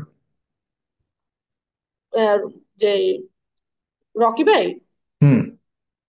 রকি ভাই হচ্ছে পড়াশোনা করে, কিন্তু সে তো কোনো তার দল বল এগুলা, আমাদের তো যতটুকু জানা যে উনি ওইখানে কি তো কোনো আপনাদের মতো দলের হয়ে স্বেচ্ছাসেবী? উনি কথা বলে নাই, একজন মানবিক সাগর উনি কি ভাই, স্বেচ্ছাসেবী? স্বেচ্ছাসেবী হিসেবে সে কথা বলেছে। সাগর ভাই, হ্যাঁ, হ্যাঁ। রকি ভাই হচ্ছে ফজলুল হক হল মুসলিম হলের ছাত্র দলের কর্মী, মানে কোনো পোস্টেড নেতা না উনি। আচ্ছা, আচ্ছা। তার মানে সে যে পরিস্থিতির আলোকে বলেছে এটা হলো যে সেখানে কোনো ধরনের ব্লাডের প্রয়োজন নেই, এই কারণে যেন এই অবস্থা তৈরি না হয়, এই কারণে তাদেরকে মানা করা হয়েছে। হ্যাঁ, মুক্তা চৌধুরী, এই তো। না, শোনা যাচ্ছে না, শোনা যাচ্ছে না, আনমিউট করুন। ওকে, তাকে যখন বলা হয়েছে যে হচ্ছে ব্লাডটা তো ম্যানেজ হয়ে গিয়েছে, আপনারা চলে যান, এখন তারা দেখা যাচ্ছে 3 দিন যাবত ছিল না, এখন হঠাৎ আইসা ন্যাকামি শুরু করে দিয়েছে। তাদের মনে কি ছিল, তাদের প্ল্যান কি ছিল, আমরা কিচ্ছু জানি না। এই যে সাইবে দেখছেন রকি ভাই, রনি ভাই, আমরা, সঞ্জিদা সুমি, আমরা নিজেরা না খেয়ে না ঘুমিয়ে আমরা রাত দিন সেখানে ছিলাম। ইভেন আমরা এখনো আছি, তাদেরকে আমরা যতটুকু পারতেছি আমরা, মেন্টালিটি বলেন, মানে আদার্স, আমরা বলেছি তাদেরকে, আমরা এতটুকু আশ্বাস দিয়েছি আমরা কোনো দল না, কোনো কিছু না, আমরা আমাদের মানব মানে মানব, আমরা সব থেকে বড় করেছি আমরা মানুষ, মানবিকতার দিকে তাকিয়ে আমরা তাদেরকে বলেছি যে হচ্ছে আমরা যতটুকু আপনাদের পাশে থাকা প্রয়োজন আমরা ততটুকু থাকবো। ইভেন ওনাকে হচ্ছে যখন সিএমএইচও নিয়ে যাবে, হুম। সিএমএইচ নিয়ে যাবে, সিএমএইচ নিয়ে যাওয়ার কথাটা সবার আগে আমি জানতে পেরেছি যে পরিচালক স্যার যখন বলেছে যে হচ্ছে তাকে সিএমএইচ শিফট করবো, আমি সাথে সাথে সাইফাইকে ডাক দিয়ে বলছি যে সাইফাই সিএমএইচ এ তাকে শিফট করবে, এখন এটা হুম। বেশি মানে বেশি লোকের কানে দেওয়া যাবে না, এটা হচ্ছে আমরা আমাদের মধ্যে কিন্তু আমি হচ্ছে। আমি আগের পর্বটা একটু শেষ করতে চাই সেখানে। তার মানে ছাত্র দলের যে অভিযোগটা আনা হয়েছে, ছাত্র দলকে, পুরো একটা ছাত্র সংগঠনকে যে আপনার সম্পৃক্ত করে বক্তব্য দিয়েছে এবং সেটি ভাইরাল হয়েছে, আপনি জানেন না, কারণ এরকম একটা স্পর্শকাতর বিষয়ে যদি কোনো ছাত্র সংগঠন বা কোনো রাজনৈতিক সম্পৃক্ততাকে আনা হয়, তাহলে এটি অবশ্যই একটা বড় ধরনের ইস্যু হয়ে দাঁড়ায়। তার মানে আমি আপনাদের যারা ওখানে ছিলেন এই ঘটনার যখন ঘটেছে, তারা সবাই এখানে ছিলেন, মুক্তা চৌধুরী ছিলেন ওখানে? হ্যাঁ, আমিও ছিলাম সেখানে। আপনি ছিলেন, তার মানে তাদেরকে তো পরে আমিই বের করলাম, তাদেরকে তো আপনি পরে বের আমি করে বের দিয়েছেন। করলাম। তার মানে সেখানে ছাত্রদল সম্পৃক্ত এমন কোনো কিছু ছিল না, রাজনৈতিক সম্পৃক্ত এমন কিছু ছিল না, আপনি একদম সাক্ষ্য সাক্ষ্য দিচ্ছেন। আমি এতটুকুই বলতে চাচ্ছি যে হচ্ছে তারা কি ছাত্র দল নাকি যে তারা আওয়ামী লীগ, তারা বিএনপি, আমি তো এত কিছু সেখান তো আমরা কোনো কিছু দেখি নাই। আমরা আপনাকে প্রথমে বলেছি আমরা হচ্ছে মানবিকতার দৃষ্টিতে তাকিয়ে আমরা কিন্তু সেখানে গিয়েছি। রাইট, রাইট, আচ্ছা, বুঝতে পেরেছি। তার মানে তবুও এই বক্তব্যটা কেন এসছে? আখিয়ার স্নিগ্ধা বা এক লাইনে কিছু বলবেন নাকি এখানে, মানে আপনি সেখানে ছিলেন কিনা? সাইড বাই যদি কিছু বলতেন, হ্যাঁ আমি বলবো আহ সাইড বাই যদি কিছু বলতেন। হুম। সাইফ, সাইফ। আচ্ছা, সাইফ সাহেবের কাছে যাই। হ্যাঁ, আমি সাইফ সাহেবের কাছে, জি, কাজী সাইফ। হ্যাঁ ভাই, ব্লাডের বিষয়টা হচ্ছে, যখন আমাকে জানানো হইলো যে ব্লাড লাগবে, মুক্তা আপু অলরেডি আপনার ফেসবুকে পোস্ট দিয়ে দিছে যে B+ ব্লাড লাগবে, ইমার্জেন্সি আপনারা ঢাকা মেডিকেলে আসেন। তো অনেকই রেসপন্স, এত পরিমাণ রেসপন্স হয়েছে যা কল্পনার বাইরে। তো আমরা ক্যাম্পাস থেকে প্রায় 20-25 জনের মতো রেসপন্স পাই, তাদেরকে জানাই যে আমাদের ম্যানেজড হয়ে গেছে। তো আমি এবি জুবাইর, ওকে হয়তো চিনেন, আন্দোলনের সময় ছিল জুলাই অভ্যুত্থানে। হুম। তো ওকে নিয়ে আমি এসে গেছি, ব্লাড কালেক্ট করতে গেছি। সেখানে যে আপনার ব্লাডের নিয়ে ওখানে বেশ একটু ঝামেলা হয়েছে, পরে আমি ডিরেক্টরকে জানাইলে উনি বলে যে আচ্ছা, হাসপাতাল কর্তৃপক্ষ ব্লাডটা দিবে, যেহেতু রোজা থাকা অবস্থায় ঢাকা মেডিকেলে নাকি ব্লাড কালেক্ট করে না। তো ওখান হুম। থেকে যখন কনফার্ম হয়েছে যে ব্লাডটা হাসপাতাল কর্তৃপক্ষ দিবে, তখন তো আর কারো ব্লাড লাগবে না। সেক্ষেত্রে এখানে যারা ছিল, মুক্তা আপু, তারপর আমি নিজেও আসছি, যেহেতু উপদেষ্টা আসছেন এবং ওখানে বিভিন্ন পলিটিক্যাল লোকজন ছিল, তাদের নেতা কর্মী সহ অনেক মানুষ, মিডিয়া, বিভিন্ন সমাজসেবী, কর্মকর্তা কর্মচারীরা এবং আপনার আশেপাশে যত মানুষ আছে, এত পরিমাণ গ্যাদারিং করছে যে আমরা আইসির সামনে ক্রাউডেড ঠেলাই তাদের সাথে মিসবিহেভ করতে বাধ্য হয়েছে। এখন ওখানে এসে যদি আপনি বলেন যে আমার ব্লাড দিতে হবে, আমার ব্লাড নিতেই হবে, মেয়ে বিধায় নিবে না আমাকে, এখন আমি যদি নিজের একটা রাজনৈতিক পরিচয় থাকে সেটার উপর ব্লেম করেন, এটা তো আসলে মানা যায় না। যে মানুষটা 3 দিন ধরে সেখানে খেয়ে না খেয়ে রাত জেগে একটা পেশেন্টের জন্য বসে আছে, তার যদি পলিটিক্যাল স্বার্থ থাকতো তাহলে তো সে সেভাবে হাইলাইট করতো, তো সেভাবে বলতো। তাহলে তাকে এইভাবে হিউমিলেট করা আমি, বা তার সংগঠনকে এভাবে হিউমিলেট করা আমি কখনোই সাপোর্ট করব না। জি। আহ বাকি রইলো যে ধর্ষণের ঘটনাটি ঘটলো, এটির ব্যাপারে আসলে আপনি বা পুরুষ হয়ে আপনি আপনার অনুভূতিটা শুনতে চাই, বা আপনি কিভাবে দেখছেন এই ঘটনাটাকে একটু, যেটি ঘটেছে আসিয়ার সাথে। ভাই, আসিয়ার বয়স মাত্র 8 বছর, সে একটা নারীও হয়ে ওঠে না। তার সাথে যে হিংস্র হায়নাদের মতো কাজকর্ম করা হয়েছে সেটার মানে একজন পুরুষ হয়ে কি বলবো, আমি বাকরুদ্ধ। মানে মনুষ্যত্ব থাকলেও তো মানুষ মিনিমাম থাকলেও এই কাজ কখনোই করতে পারে না। আমি আপনাকে সে চ্যাট বক্সে দেখেন একটা লিঙ্ক দিছি, মাগুরাতে আজকেও একটা ধর্ষণ হয়েছে, 8 বছরের শিশু। একটু আগে আমি নিউজটা পেয়েছি, আপনার ইসে চেক করতে পারেন। হুম, মানে হুম। আমাদের দেশে বিচারিক কার্যক্রমটা এতটাই ভঙ্গুর, এটা শুধু যে এই জুলাই অভ্যুত্থানের পরে এমন অবস্থা তা না, এটা দীর্ঘকাল ধরেই চলে আসতেছে। আপনি একটা মামলা করবেন, সেটার এত লেন্দি প্রসেস, এমন ভাবে আপনাকে ঘুরাবে যে ভিকটিমই আপনার দিন শেষে হয়রানি হইতে হইতে হাল ছেড়ে দেয়। বছরের পর বছর ঘুরাবে, তাহলে এত লেন্দি প্রসেসে কেন সে যাবে? আসিয়ার বিষয় তো একদম স্পষ্ট প্রমাণ থাকার পরেও 24 ঘন্টার মধ্যে, আমরা 72 ঘন্টা সময় দিছি, এখনো পর্যন্ত প্রশাসন কোনো কিছুই জানায় নাই। বিচার তো দূরে থাক, তারা 180 দিন দিয়েছিল, পরে সবাই ওটার বিরুদ্ধে কথা বলে 90 দিনে নিয়ে আসছে। যেটা প্রমাণ আছে সেটা কেন 90 দিন লাগবে, সেটা তো 24 ঘন্টার মধ্যেও হয়ে যায়। হুম। ধর্ষণের দৃষ্টান্তমূলক শাস্তি না হওয়ার কারণে এই যে আমার মা বোন গুলোকে প্রতিনিয়ত ধর্ষিত হতে হচ্ছে। আসিয়ার ঘটনা তো 6 তারিখে, 5 তারিখের রাতে, 6 তারিখে এটা সবাই জানছে। তাহলে 6 তারিখের মধ্যে থেকে এই যে আজকে 9 তারিখের মধ্যে কতগুলো ধর্ষণ হয়েছে, আপনি যেহেতু সাংবাদিক মানুষ, আপনি এটা ডিটেলস আরো বেশি জানবেন। এরপরেও যদি বিচারিক প্রক্রিয়া, প্রশাসন, আইন এইগুলা যদি বলে 180 দিন লাগবে, 90 দিন লাগবে, 15 দিনের মধ্যে বিচার করা হবে, প্রমাণ থাকার পরেও কেন এরকম সিস্টেম হবে? আপনি নিজে বলেন এটা। আমরা উপদেষ্টা মহোদয় পদত্যাগের জন্যও আন্দোলন করছি, স্বরাষ্ট্র উপদেষ্টা, আইন উপদেষ্টা, কারণ তারা দায়িত্ব পালন করতে ব্যর্থ, তারাও তারা দায়িত্ব ছাড়বেন না। কারণ কারণ কি আমি নিজেও জানি না, তারপরেও আমি বলতেছি যে তারা দায়িত্ব কেন থাকতে, নদীতে কি এমন মধু আছে আমি নিজেও বুঝি না, যেখানে তো সে জনগণের নিরাপত্তা দিতে পারেন, আমার মা বোনের নিরাপত্তা দিতে পারেন, তাহলে তার সেই দায়িত্বে থাকার মানে কি? স্বরাষ্ট্র উপদেষ্টা একজন পুলিশকে প্রত্যাহারের নির্দেশ দিল, সেখানকার প্রশাসন তাকে বদলি করে দিল, তাহলে তার গুরুত্বটা কতটুকু এখান থেকেই বোঝা যায় যে প্রশাসন তাকে মানেই না, তাহলে তিনি কিসের উপদেষ্টা? হুম। আইন সাগর ভাইয়া, উপদেষ্টা এই এসে লাইভ টেলিকাস্টে মিডিয়ার সামনে বলতেছে যে 180 দিনের মধ্যে মাগুরার ধর্ষণকারী বিচার করতে সম্পূর্ণ করতে হবে। যার প্রমাণ আছে, যার এত এভিডেন্স আছে, তার 180 দিন কিভাবে লাগে? না, 90 দিনের কথা সে বলছি, কি একশো নাটক আশি দিন করতেছে বসে? বর্তমানে আছে, কিন্তু 90 দিনের মধ্যে করতে হবে, এটাকে বলছি। সিগন্যাল। হুম। 90 দিন যেটা প্রমাণিত, সেটা 15 দিনও 7 দিনও তো দেওয়ার মতো আমরা সুযোগ দেখি না। আমরা 72 ঘন্টার মধ্যে প্রশাসনের একদম দৃষ্টান্তমূলক শাস্তি দেখতে চাই, না, অথবা 90 দিন যেগুলো আমরা 72 ঘন্টা ক্ষেত্রে পরে 90 দিন থাকা সারা ভালো, এটার ভালো, কিন্তু যখন আত্মস্বীকৃত কোনো একটা জিনিস প্রুভড হয়ে যাওয়া কোনো বিষয়কে তো আর 90 দিন লাগানোর উচিত না, সেটাই সেটাই বলতে পারি। কিন্তু যে কিন্তু অবশ্যই না কিন্তু ভাই, যে মেইন সাধারণত দাবিটা ধর্ষণ ওইখানেই, হোক বা যেটা proof। মার্ডার হোক, এগুলোর ক্ষেত্রে বেশি সময় নেওয়ার পেছনে যদি সৎ উদ্দেশ্য থাকে তাহলে অবশ্যই সময় দেওয়া উচিত, কারণ দেখা যাচ্ছে ভুল বিচারে অন্য কেউ এটার জন্য ক্ষতিগ্রস্ত হোক, এটাও আমরা কোনো মতে চাই না। এটা আমরাও চাই না যে আমার সাথে কারো শত্রুতা থাকলো, আমি মামলা করে আসলাম, এখন তার জীবনটা হুম। শেষ হয়ে গেল, বা তার সে যাবজ্জীবন মামলা খাটলো, এটা আমরা চাই না। যেটা প্রমাণিত সেটার ক্ষেত্রে তো তাৎক্ষণিক ব্যবস্থা নেওয়া যেতে পারে, আর যেটা প্রমাণিত না সেটা ফরেনসিক রিপোর্ট আসুক, তাদের যে লিগাল প্রসিডিওর আছে সেগুলোর মধ্যে দিয়ে যাক। কিন্তু প্রমাণিত গুলো নিয়ে যদি এভাবে ঝুলায় Right. রাখে, এই যে রিসেন্টলি 10 বছরের একটা দর্শক, 10 বছর আগে সে জেলে না, ছিল, বিশেষ করে সে জামিন চাঞ্চল্যকর এই পেয়েছে। ধরনের ঘটনাগুলির সাথে সাথে যখন বিচারটা হয়ে যায়, যখন শাস্তিটা বাস্তবায়িত হয়, তখন কিন্তু এটা একটা উদাহরণ হয়ে দাঁড়ায়, এবং সেই অবশ্যই, উদাহরণ কিন্তু কিন্তু তখন সমাজের জন্য, যে কেউ আমাদের সবার এটা জন্য ভালো করতে হয়। গেলে যে এই ধরনের ঘটনা যে হলে কেউ কেউ এটা মাপ করতে পায় গেলে না। হুম। যে কেউ এটা করতে গেলে তখন আবার 10 বার ভাববে যে প্রশাসন এতটা এক্স্যাক্টলি, অ্যাক্টিভ, এটা এক্স্যাক্টলি, তাৎক্ষণিক এক্স্যাক্টলি। আর যখন রিয়েকশন এরকম দিচ্ছে।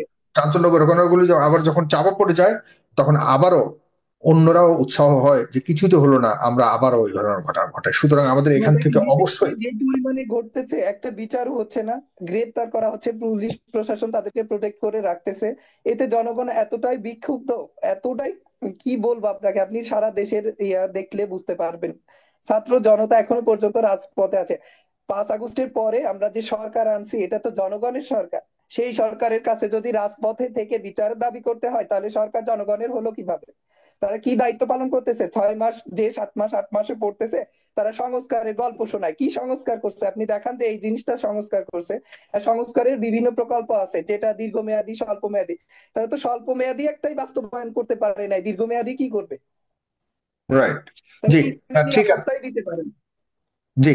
পাগল আর ভাইয়া। কেউ, হ্যাঁ, হ্যাঁ, শ্রদ্ধা। মানে ধর্ষণ নিয়ে একটা সব থেকে একটা ভয়ঙ্কর দিক আছে, যেটা আসলে আমরা সচরাচর মানে বলি না। সেটা হচ্ছে, যেগুলি ধর্ষণ হচ্ছে, যেগুলি মামলা হচ্ছে বা সংবাদপত্রে আসতেছে, সেগুলি হুম। কিন্তু প্রচার হচ্ছে। বাট একটা জিনিস কিন্তু, বড় একটা অংশ কিন্তু প্রচারের বাইরে থেকে যাচ্ছে, যেটা হচ্ছে যে গ্রামে বা বিভিন্ন জায়গায় যে ধর্ষণ হয়, হুম। এখন কিছু মানুষ বলে, কিন্তু বেশিরভাগ মানুষ যেটা চিন্তা করে, ছোট বাচ্চা, মেয়ে বাবু, ধর্ষণটা তো মেয়েদের সাথে হয়। আল্লাহ, মেয়ে এটা যদি জানাজানি হয়ে যায়, মান সম্মান থাকবে না, মেয়ে কিভাবে বিয়ে দিব, মেয়ের মান সম্মান চলে যাবে, বিয়ে কিভাবে দিব। এই যে একটা পরিবারের এই যে একটা টেনশন, এই টেনশনে কিন্তু অনেক অপ্রকাশিত, অনেক মানে হাজার হাজার, মানে যেহেতু প্রকাশিত এতগুলি, তাহলে মানে অপ্রকাশিত কত ধর্ষণ আছে, যেগুলি এখন পর্যন্ত প্রকাশ পায় নাই। ভিতরে ভিতরে বাচ্চা ট্রিটমেন্ট নিচ্ছে হয়তো, বা ভিতরে ভিতরে এরকম ঘটনা ঘটছে, অথবা কারো এরকমও তো হয় যে বেবি পেটে আসছে ছোট বাচ্চা, মানে হয়ে যাচ্ছে। এরকম অসংখ্য ঘটনা আছে যেগুলা মানুষ মামলা করছে না, বা মান সম্মানের ভয়ে মেয়ে সন্তান বড় করতে হবে সমাজে। আমরা এখন যেমন ধর্ষণ নিয়ে আহারে বলি, পরবর্তীতে আবার আমরাই একটা একটা শ্রেণীর মানুষ বলে বসি যে, এই মেয়ের তো ধর্ষণ হয়েছিল, এই মেয়ে তো অমুককে দিয়ে বিয়ে দেওয়া যাবে না, নেওয়া যাবে। এই যে একটা বিষয়, এটার হুম। কিন্তু একটা বিশাল ইফেক্ট। এটা যদি এই যে যারা প্রমাণিত হচ্ছে, প্রমাণিত হলে যদি এরা পানিশ পায়, তাহলে যেমন ধরেন এই যে 6 তারিখের ধর্ষণ, হুম। তারপরে এই 6 তারিখ থেকে নিয়ে 9 তারিখ পর্যন্ত দেখেন কতগুলা ধর্ষণ। মানে একটা এটা নিয়ে এত আলোচনা হচ্ছে, এত আলোড়ন, তারপরে কিন্তু মানুষের ভিতরে মনুষ্যত্ব বোধ বা একটু ভয় আতঙ্ক কিছুই তৈরি হয় না। আর হুম। এই সব ধর্ষকদের পক্ষে যে আইনজীবীগুলি দাঁড়ায়, এই জিনিসটা আসলে খুবই দুঃখজনক, খুবই লজ্জাজনক, যে আসলে মানুষ, আমি কি বলবো, যে মানুষের তো টাকার প্রয়োজন আছে বেঁচে থাকার জন্য, বাট এতটাও দরকার হয় না। মানে যেসব আইনজীবী দাঁড়ায়, আমার তাদের কাছে এজ এ নারী হিসেবে, যে আপনার ফ্যামিলি আছে না, আপনার বোন আছে না, পরিবার আছে না, আপনি কেন একজন ধর্ষককে সাপোর্ট করবেন? আপনি বাদ দেন না, একটা কেস বাদ দিয়ে দেন, ছেড়ে দেন ওটা, ও থাকুক না, ও পচে মরুক। যখন আইনজীবীরাও সাপোর্ট দিবে না, যখন দেখবে যে না, ধর্ষকের বিরুদ্ধে তো কেউ দাঁড়াচ্ছে না, তখন কিন্তু ধর্ষকরা শুধু বিচার কার্যক্রম হলো এটাতেই হওয়া যাবে না। ঘটনা হচ্ছে যে আইনজীবীদের পক্ষ থেকেও একটু সতর্ক হতে হবে, যে না, আমরা কোনোভাবেই ধর্ষকদের পাশে দাঁড়াবো না। তবে কিন্তু আরেকটু মানে এটা মনে হয় আরো ভালোভাবে আর কি প্রতিরোধ করা সম্ভব। ঠিক। আহ, আর কেউ আচ্ছা, কিছু আপুর কথার সাথে আমি কিছু কথা অ্যাড করতে চাই। এই যে আপু হুম। একটা কথা বলছে খুবই গুরুত্বপূর্ণ, যে মেয়েদেরকে পরবর্তীতে বিয়ে দিতে গেলে সমস্যা হয় বা সমাজ তাকে মেনে নেয় না। এখন আমি যতগুলো মিডিয়াতে দেখলাম, সব জায়গায় মানে আমাদের আসিয়া সহ যত ধর্ষিত মেয়েরা আছে তাদেরকে হাইলাইট করা হয়। Why not? কেন? যে অপরাধী তাকে নিয়ে আসা হয় না মিডিয়ার সামনে? তার ছবি কেন আসে না? আসলে ভুক্তভোগীকে এমন ভাবে যারা হাইলাইট করা হয় প্রকৃত যাতে যারা ফিউচারে প্রকৃত মানে সংবাদ সে যদি মাধ্যম, তারা জীবিতও ভাইয়া থাকে তার তাদের লাইফের উপর ইফেক্ট পড়ে। তো এই ক্ষেত্রে আমি যারা সবার কাছে প্রকৃত অনুরোধ করবো সাংবাদিক যে তাদের বা যারা ছবিগুলো আসলে শুধু সত্যিকারের এটা না, এই এবং শুধু জিনিসগুলি এটা না, ট্র্যাক। যে দেখুন হ্যাঁ, আরেকটা জিনিস হলো, যেমন কোথাও নারী সহকারে একজন পুরুষ সহকারে দেখা যাচ্ছে ধরা খেলো, বা কোনো নারী দেখা যাচ্ছে কোনো পুরুষের সাথে আহ বাধ্য হয়ে কোথাও হয়তো এমন একটা অপ্রস্তুত অপ্রস্তুত একটা অবস্থাতে আহ, কারো হাতে ধরা খেলো, তখন দেখা যাচ্ছে যে নারীর ছবিটা সহকারে দিয়ে কি সেই নারীর পেছনে কি আমাদের কাহিনী আছে সেটা সমাজটা আমরা জানতে চাই। এমন, মানে সমাজের সবকিছু সিস্টেমটা এমন নারীকে দায়ী যে করার যে একটা টেন্ডেন্সি, এটা আমাদের পরিহার করতে হবে কিন্তু। কারণ নারীরা আমাদের কিন্তু অনেক সমাজে, কিছু আছে, কম জোর হওয়ার কারণে তারা বাধ্য হয়ে অনেক কিছু করে, যার পেছনে তাদের নিজস্ব কোনো ইচ্ছা থাকে না, দায় থাকে না। আমাদেরকে এগুলিকে অনুভব করতে হবে। হুম। আরেকটা জি। জিনিস কি ভাইয়া, মানে আমরা তো যারা সাংবাদিকতা করি, যারা সাংবাদিক আছি, আসলে এখন একটা সময় সাংবাদিকতাটা খুব সম্মানের ছিল। হ্যাঁ, এখন এটা অনেকটা লজ্জাকর হয়ে গেছে। মানে ওই যে কয়েকদিন আগেই তো এক্স্যাক্টলি। একজন রিক্সাওয়ালার কাছেও সাংবাদিকতার কার্ড আছে, এটা এত সহজ হয়ে গেছে। তবে আমার যতটুকু মনে হয়, যারা মূল ধারার সাংবাদিক আছে, তারা কখনোই ভিউ বাণিজ্যতে বিশ্বাসী না, তারা সঠিক তথ্যটাই তুলে দেওয়ার চেষ্টা করে। যেমন আমি এখানে একটু আমার মিডিয়া হাউসের কথা যদি বলি, আমি যেটাতে আছি নতুন সময়, আমরা চেষ্টা করি সব সময় ভিকটিমের ছবিটা মানে হাইড করতে। ইভেন আমাদের ওরকম মানে ট্রেন্ড ফলো করার যে বিষয়টা, যে আসছে ধূপধাপ দিয়ে দাও, এটা আমরা করি না। আমরা সত্যতা যাচাই করে দেওয়ার চেষ্টা করি। কিন্তু এখন হয়েছে কি, যে আমার একটা স্মার্টফোন আছে, আমি একটা কন্টেন্ট ক্রিয়েটর, আমার একটা আইডিয়া আছে, আমি একটা পেজ খুলে আমি নিজেই নিউজ দেওয়া শুরু করে দিছে, আমি ভয়েস দেওয়া শুরু করে দিছি। এই যে একটা ব্যাপার, এই সব কারণে আসলে কোনটা আসলে মানে আসলে তো অনেক পত্রিকা, অনেক মিডিয়া হাউস, আমরা আসলে কতগুলা চিনি। এখন আমরা নিজেরাই গুলিয়ে যাচ্ছি। এত সাংবাদিক হয়ে গেছে রাস্তাঘাটে বলার বাইরে। একটা ভালো অফিসে যান, যার টুকটাক একটা অবৈধ বিজনেস আছে, আমি নিজে দেখছি, তার কাছে যান, ওখানে গেলে দেখবেন যে সে বলতেছে আমি তো অমুক পত্রিকার বা অমুক চ্যানেলের অমুক পদ, একটা পদ কিনে রাখছে, সাইনবোর্ড। এটা হচ্ছে মানে সাইনবোর্ড ইউজ করে। তো সাংবাদিকতাটাও এখন এত মানে নিম্ন পর্যায়ে নিয়ে গেছে। এই যে এত সাংবাদিক আহত হচ্ছে, সাংবাদিকের উপর কত নির্যাতন নিপীড়ন হয়, বড়জোর ফেসবুকে প্রতিবাদ জানাচ্ছি। আসলে কি আদৌ কোনো সাংবাদিকের উপর হামলা হলে বা কিছু হলে এখন যেরকম দেশ একটু কিছুতেই মাসাল্লাহ উত্তাল হয়ে যায়, এরকম উত্তাল হয় হয় না কিন্তু? কেন হয় না? কারণ মানুষ সাংবাদিককে সম্মান করতে চায় না, বিশ্বাস করতে চায় না। এরা ভিউ হুম। বাণিজ্য নিয়ে কাজ করে, এরকম একটা বিভ্রান্তি তৈরি হয়ে গেছে।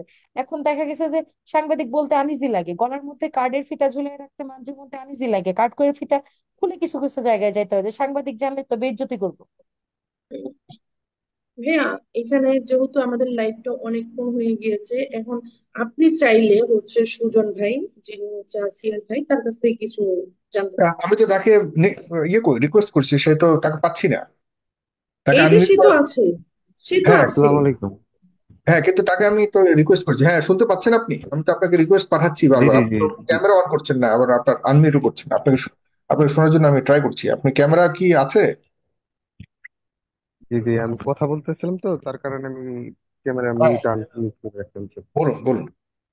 আমি এই মাত্র আবার একটা যে দেখেন ফেসবুকে একটা আপডেট দেখলাম, মানে জানি না কোন পেজের থেকে ছাড়া হয়েছে এটা। আমার বোনকে আমি নাকি বলে বলছি, ইয়া আপনার, হ্যাঁ বোনকে সর্বশেষ আপডেট মাগুরা সেই আসিয়ার বুকে টিউব বসানো হয়েছে। হ্যাঁ আপু, কি বসানো হয়েছে? টিউব বসানো হয়েছে। হ্যাঁ, মানে এটা হলো ফেসবুক আপনার এই কোন এক পেজের ভিতর থেকে এই ভুয়া নিউজটা দিয়েছে। হ্যাঁ, আর এটা একবারে ভুল, মানে একবারে ভুয়া আমি তথ্য। কি বসানো হয়েছে এখনো বুঝিনি, সরি। আচ্ছা আমি আচ্ছা, যে বলতেছি, আমি আমি আপনাকে বলতেছি মেসেজে, সুজন ভাই, আমি বলতেছি সাগর হ্যাঁ ভাই, যে উনি দেখেন বলতে আমি, চাচ্ছে এখন ফেসবুকের মাধ্যমে সবাই গুজব ছড়াচ্ছে যে তার জি জি, বুকের মাধ্যমে নাকি হচ্ছে টিউব বসিয়ে টিউব? হচ্ছে তার আচ্ছা। টিউব টিউব হ্যাঁ বসিয়ে তার হচ্ছে বুক থেকে যে অনেক বেশি প্রচন্ড আঘাতের কারণে হচ্ছে বাতাস জমে গিয়েছে, বাতাসটা নাকি এখন ছাড়াচ্ছে। এটা একটা গুজব। আচ্ছা আচ্ছা, হ্যাঁ। এসব তেমন অনেকগুলা কোনো কিছুই নিউজ বসানো, চ্যানেল বলেন, হ্যাঁ মানুষ বলেন, তারা গুজব ছড়াচ্ছে সে নাকি মারা গিয়েছে। আমরা লাইভে, স্টিল লাইভে, আমরা আমরা কিন্তু যোগাযোগ করতেছি। আমি তো জি আমার এই জি। ফোন থেকে আমি কিন্তু অলরেডি ফোন দিয়েছি। আচ্ছা আচ্ছা আচ্ছা, হ্যাঁ। তার আমি মানে গুজবটা আমি সবচেয়ে আমি বেশি ছড়ানো রাত্রে হচ্ছে। হুম। বলি ভাই, আমি একটু বলি। আমি আজকে আজকে তো 5 দিন যাবত ধরেন, রাত পোয়ালে 5 দিন হয়ে যাবে। হ্যাঁ, এই 5টা দিন যাবত যে দৌড়াদৌড়ি করতেছি, হ্যাঁ, মানে আমি তো সবকিছু জানি। হ্যাঁ, জাস্ট ওর ভাই হিসাবে আমি সবকিছু জানি যে ওর কি অবস্থা, কেমন আছে। হ্যাঁ, হুম। আর পাবলিক যদি ভুয়া নিউজ ছড়াই দেয় যে আমার বোন মারা গেছে বা বেঁচে নেই, হ্যাঁ ওর অবস্থায় এমন বা তেমন, এটা শুনলেও কিন্তু নিজের কাছে খারাপ লাগে। আচ্ছা, আপনার তো বোন, কাজিন, সে যতটুকু শুনছি, এগুলি জি জি ঘটানোর জি। পেছনে তাদের কি আসলে অন্য কোনো কারণ আছে, নাকি শুধুই একটা শিশুকে ধর্ষণ করার ইচ্ছা, যে এই ছাড়া? কারণ কারণ থাকলে, শুনে আমি বলি, কারণ থাকলে তো সেটা আমরা জানতে পারতামই। হুম। ওর বিয়ে হয়েছে 4 মাস। হ্যাঁ, মানে চার ওর মাস বড় বিয়ে বোনের হয়েছে। বিয়ে 4 মাস হয়েছে মাত্র? জি 4 মাস, 4 মাসে তো এমন কোনো ঘটনা ঘটার কথা না আমার যেটা জানা সত্ত্বে। ছি হ্যাঁ, ছি ছি। যদি যৌতুক যৌতুক যদি চাইতো তাহলে আমাদের বোন বলতো যে আমাকে যৌতুকের জন্য নির্যাতন করতেছে, তোমরা তোমাদের থেকে এরকম কিছু চায়, তোমরা দিচ্ছ না, তার কারণে আমার উপরে এত নির্যাতন হচ্ছে। বা এমন হুম। তেমন কোনো কিছুই হয় নাই, ওর স্বামীও ওকে তেমন কোনো নির্যাতন করে নাই। জাস্ট ও যখন বাড়িতে ছিল নতুন বিয়ে করার সময়, আমার বোনও কিন্তু যায়, এই ছোট বোন আফিয়া ওর বাড়িতে যায় বেড়ানোর জন্য। নতুন বিয়ে বিয়ে যখন হয় তখন যায়। তখন কিন্তু ওর সাথে খারাপ কিছু হয় বলেই ও এইবার ওকে যখন নিয়ে যায় তখন ও যেতে চায় নাই। হুম, তখন আপনার ওরে জোর জবরদস্তি করে ওর বড় বোন নিয়ে যায় ওর শ্বশুর বাড়ি। নিয়ে যাওয়ার পরেই এই ঘটনাটা ঘটে। আর তার আগেই আমার বোনের সাথে, মানে ওই আত্মীয়ার বড় বোনের সাথে ওর শ্বশুর অনেক খারাপ আহ, খারাপ কিছু করে। মানে ও যদি ওয়াশরুমে যায়, ওয়াশরুমের লাইট বন্ধ করে দিয়ে আপনার পিছ থেকে জড়ায়, মানে জড়িয়ে ধরে। আবার পাকের ঘরে গেলে সেম একই কাহিনী করে, এরকম 3-4 বার করছে ওর সাথে। হুম, এই তাই নতুন শেষ বউর সাথে, নতুন ছেলের বউর সাথে এক বেশি দিন হয়নি হ্যাঁ, আপনি নতুন বলছেন, ছেলে মাত্র বউর 4 মাস। সাথে এরকম করছে। হ্যাঁ, বাট ওর স্বামীকে এগুলো কি যদি বলে, পারিবারিক ভাবে আপনারা জানতেন, বা ওই আপনার এটা আমার কাজিন এটা আমার আসিয়ার বড় বোনকে কখনো বলতো ওর বাবার মার হ্যাঁ, কাছে বা এটা ওর আমাদের কাছে? ওর আম্মুর সাথে শেয়ার করছিল, ওর আম্মুর সাথে আকার ইঙ্গিতে বুঝিয়ে দিয়েছে যে ওর লোক কে। হুম। হুম, দেন ওর আহ, বোনকে নিয়ে যায় শনিবার দিন, মানে স্কুল ছুটি হয়, স্কুল ছুটি হওয়ার পরে ওর বোনকে যখন নিয়ে যায় শনিবার দিন, ও 2 দিনের কথা বলে নিয়ে গেছিল। সেখানে মঙ্গলবার চলে আসে, মঙ্গলবার আমার ফুপি ফোন দেয় যে আহ আসিয়াকে কেন পাঠানো হয়নি, এখনো 2 দিনের কথা বলে নিয়ে গেছিল। তাই ওর শ্বশুরবাড়ির লোকেরা বলছে যে আরেকটা দিন থাকুক, তারপর চলে যাবে। ওই একদিন থাকার মানে থাকতে গিয়ে ওর আজকে এই অবস্থা। বুধবার রাতে এই ঘটনাটা ঘটে, রাত 2টা মানে 2টার দিকে এই ঘটনাটা ঘটে। আপনার 2টার দিকে স্বামী প্রথমে, মানে আমার বড় বোন আর হলো ছোট আতিয়া একসাথে ঘুমায়, আর স্বামী হলো হামিদার পাশে ছিল। হুম। তাই হামিদাকে মনে হয় ঘুমের কোনো কিছু খাওয়ানো হয়েছে, এর কারণে হামিদার চোখ এটা হলো আসিয়ার ঘুমের, বড় বোন। হ্যাঁ আসিয়ার বড় বোন হামিদা, হুম। ওরে ঘুমের কোনো কিছু খাওয়ানো হয়েছে, তার কারণে ও চোখ মিলে তাকাতে পারছিল না। কিন্তু ঝাপসা ঝাপসা ও নাকি বলে দেখছিল যে ওর ছোট বোন নিচে, হ্যাঁ বিছানার নিচে মাটিতে শুয়ে আছে। আর স্বামী নাকি বলে প্রথমে ধর্ষণ করে, তারপরে দরজা খুলে দেয়, তারপরে নাকি বলে শ্বশুর আসে, শ্বশুর এসে পরে শ্বশুর নাকি বলে ধর্ষণ করে। পরে ওই অবস্থা ওরে মেরে ফেলার চেষ্টা করে, মেরে ফেলার চেষ্টা করার থেকে পরে যখন ফেরির সময় আসে, তখন লোকজনের হাঁটার শব্দ পেয়ে ওরে ওই জায়গায় ফেলে রেখে ওরা চলে যায়। পরে আমার বোন যখন সকালবেলা ওর ঘুমটা ভাঙে, তখন উনি দেখতে পায় যে রক্তাক্ত অবস্থায় ওর বোন পড়ে আছে বিছানায়। হুম। তখন ও ওর শাশুড়িকে রিকোয়েস্ট করে যে ওকে হাসপাতালে নিয়ে যাওয়ার জন্য। ওর শাশুড়ি আমার বোনকে নাকি বলে মারধর করে ওরে আলাদা একটা রুমের ভিতরে বন্ধ করে রাখে, আটকে রাখে। আর ওর শাশুড়ি নাকি বলে চাদর পেঁচিয়ে ওরে ঢাকা, ওই মানে আমাদের মাগুরা সদর হাসপাতালে নিয়ে যায়। সদর হাসপাতালে নিয়ে যাওয়ার পরে ও সদর হাসপাতালে নিয়ে রেখে আহ ওদের বাড়ির থেকে, মানে আমাদের বোনের শ্বশুর বাড়ির থেকে ফোন দেয় আমার ফুপির কাছে যে আপনার মেয়ে অসুস্থ, ওরে সদর হাসপাতালে নিয়ে গেছে। তাই ফুপি তাড়াহুড়ো করে চলে যায় সদর হাসপাতালে। আমার ফুপিকে দেখে ওর শাশুড়ি ওখান থেকে পালিয়ে যায়, মানে আতিয়াকে রেখেই পালিয়ে যাওয়ার পরে এই সদর হাসপাতালের থেকে মাগুরা সদর থানাতে ফোন দেয়। তা উনারা যায় ঘটনাস্থলে সবকিছু তদন্ত করে, মানে সবকিছু লিখিত করে নিয়ে যায়। নিয়ে যাওয়ার পরে মাগুরা সদর হাসপাতালে ট্রিটমেন্ট তেমন হয় না, ওখান থেকে পাঠায় দেয় আপনার ফরিদপুর সদর হাসপাতাল। ইস। সদর হাসপাতালে পাঠায় দিয়ে পরে আপনার ওই সদর হাসপাতালে তেমন ট্রিটমেন্ট পায় না, তখন ওখান থেকে নাকি বলে এক আপু ছিল, আপুর মাধ্যমে ঢাকা বিশ্ববিদ্যালয়ের ভাইদের সাথে কথাবার্তা বলে ওখান থেকে ঢাকা আপনার মেডিকেলে নিয়ে আসা হয়। আর আমরা খবর পাই আহ তারাবি নামাজের একটু আগে যে ঢাকা মেডিকেল যেতে হবে, আমার বোন অসুস্থ। তখন আমি তেমন কিছু শুনি নাই। তাই আমরা মানে তাড়াহুড়া করে ঢাকা মেডিকেল যাই, গিয়ে দেখি আমার বোনের এই অবস্থা। তখন হুম, ঢাকা মেডিকেলে ছাত্র অনেক ভাইরা আসে, তারপরে এই সাইদ ভাই আসছিল, পরে রকি ভাই আসছিল, পরে রনি ভাই আসছিল, অনেকেই যে মানে তন্নগত ভাবে আপনার এই আইসিইউ ফাঁকা ছিল না, আইসিইউ ওনারা ব্যবস্থা করে দিয়ে আইসিইউ তে ভর্তি করায় ওই রাতের বেলায়। হুম, হুম। পরে আমার বোন 2 রাত ছিল, 2 রাত থাকার পরে অবস্থা মানে ঢাকা মেডিকেলে অনেক সাংবাদিক ভাইরা, পরে অনেক মানে অনেক বিভিন্ন লোকেরা যার কারণে ওর সমস্যাটা আরো বেড়ে যায়। হ্যাঁ, বা ডাক্তার কোনো রুগীকে দেখতে পারে না, এই যাই যাই জায়মালের কারণে। পরে উপদেষ্টা যায়, উপদেষ্টার সামনে এই সাইড তো ছিল ভিতরে, ওনাদের সামনেই কথাবার্তা হয় আপনার এই ওকে এখান থেকে ভালো উন্নত মানের চিকিৎসা দেওয়ার জন্য অন্য কোথাও শিফট করার জন্য। পরে সিএমএইচ এর কথা বলা হয়, ওখান থেকে পরে সিএমএইচ এর ট্রান্সফার করা হয়। বিকাল 3:30 বাজে ওনারা মানে সিদ্ধান্ত নেয় যে রুগীকে এখান থেকে ওখানে ট্রান্সফার করা হবে। পরে আমরা তাৎক্ষণিকভাবে 3:30টার দিকে ওনারা অ্যাম্বুলেন্স সবকিছু রেডিমেডি করে আমাদের ওখানে সিএমই তে পৌঁছাইতে পৌঁছাইতে আপনার প্রায় 6টা বেজে যায়। আমরা ওখানে যে পৌঁছাই, এখন বর্তমানে ওখানে অবস্থিত আছে আমাদের। হুম। তার ভিতরে আজকে সকালবেলা ওর আহ গতকালকে যখন ওর টেস্ট করায় আপনার এই সিটি স্ক্যান, সিটি স্ক্যান আরো অনেক পরীক্ষা নিরীক্ষা করেছে। ওখানে একটা দুইটা জিনিস ধরা পড়ছে, মানে দুইটার কথাই আগে বলছে। প্রথমে তো ওর ব্রেনটে একটু সমস্যা হয়, অক্সিজেন ব্রেনটে না পৌঁছানোর কারণে ওর ব্রেনটে একটু সমস্যা হয়। আর দ্বিতীয়ত লাঞ্চের ওখানে পানি জমে গেছে ওর, এই পানির অপারেশনটাই ও করা হয়েছে ওখানে। হুম।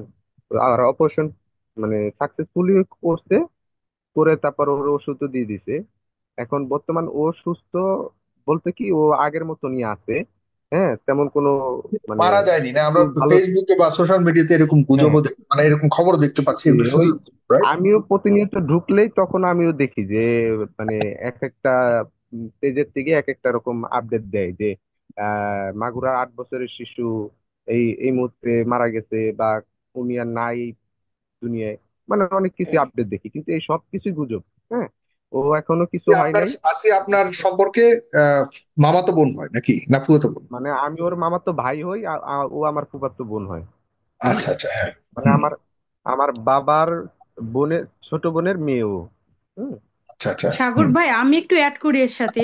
আমাদের কি মনে হয় না যে আমাদের এখন একটু সচেতন হওয়া উচিত? আজকে যে মুহূর্তে আমরা ধরেন লাইভে আছি, সেই মুহূর্তে আসিয়া কিন্তু বেঁচে থেকেও মারা যাওয়ার অবস্থায় আছে। মানে আমরা ধরেই হ্যাঁ, নিব যে ওর আসিয়া হুম। মৃত্যুর সাথেই পাঞ্জা লড়ছে, মারাই গেছে পাঞ্জা এমন একটা লড়ছে, জি। অবস্থায়। যদি জি। আল্লাহ ওকে আমাদের হাতে দিয়ে যায়, আমাদের কাছে হুম। ব্যাগ পাঠায়, সেটা হচ্ছে মানে গড গিফটেড হবে। তো সেই হুম। জায়গায় আমার মনে হচ্ছে যে আসিয়ার এই শিক্ষাটা থেকে আমরা অনেকটা শিক্ষা নিতে পারি, যে যে ভিউ ব্যবসা, সাংবাদিকদের যে ভিউ ব্যবসা, গুজব ছড়িয়ে যে টাকা ইনকাম করার, ফেসবুক থেকে আমরা জানি যে আর্নিং এর একটা বিষয় আছে।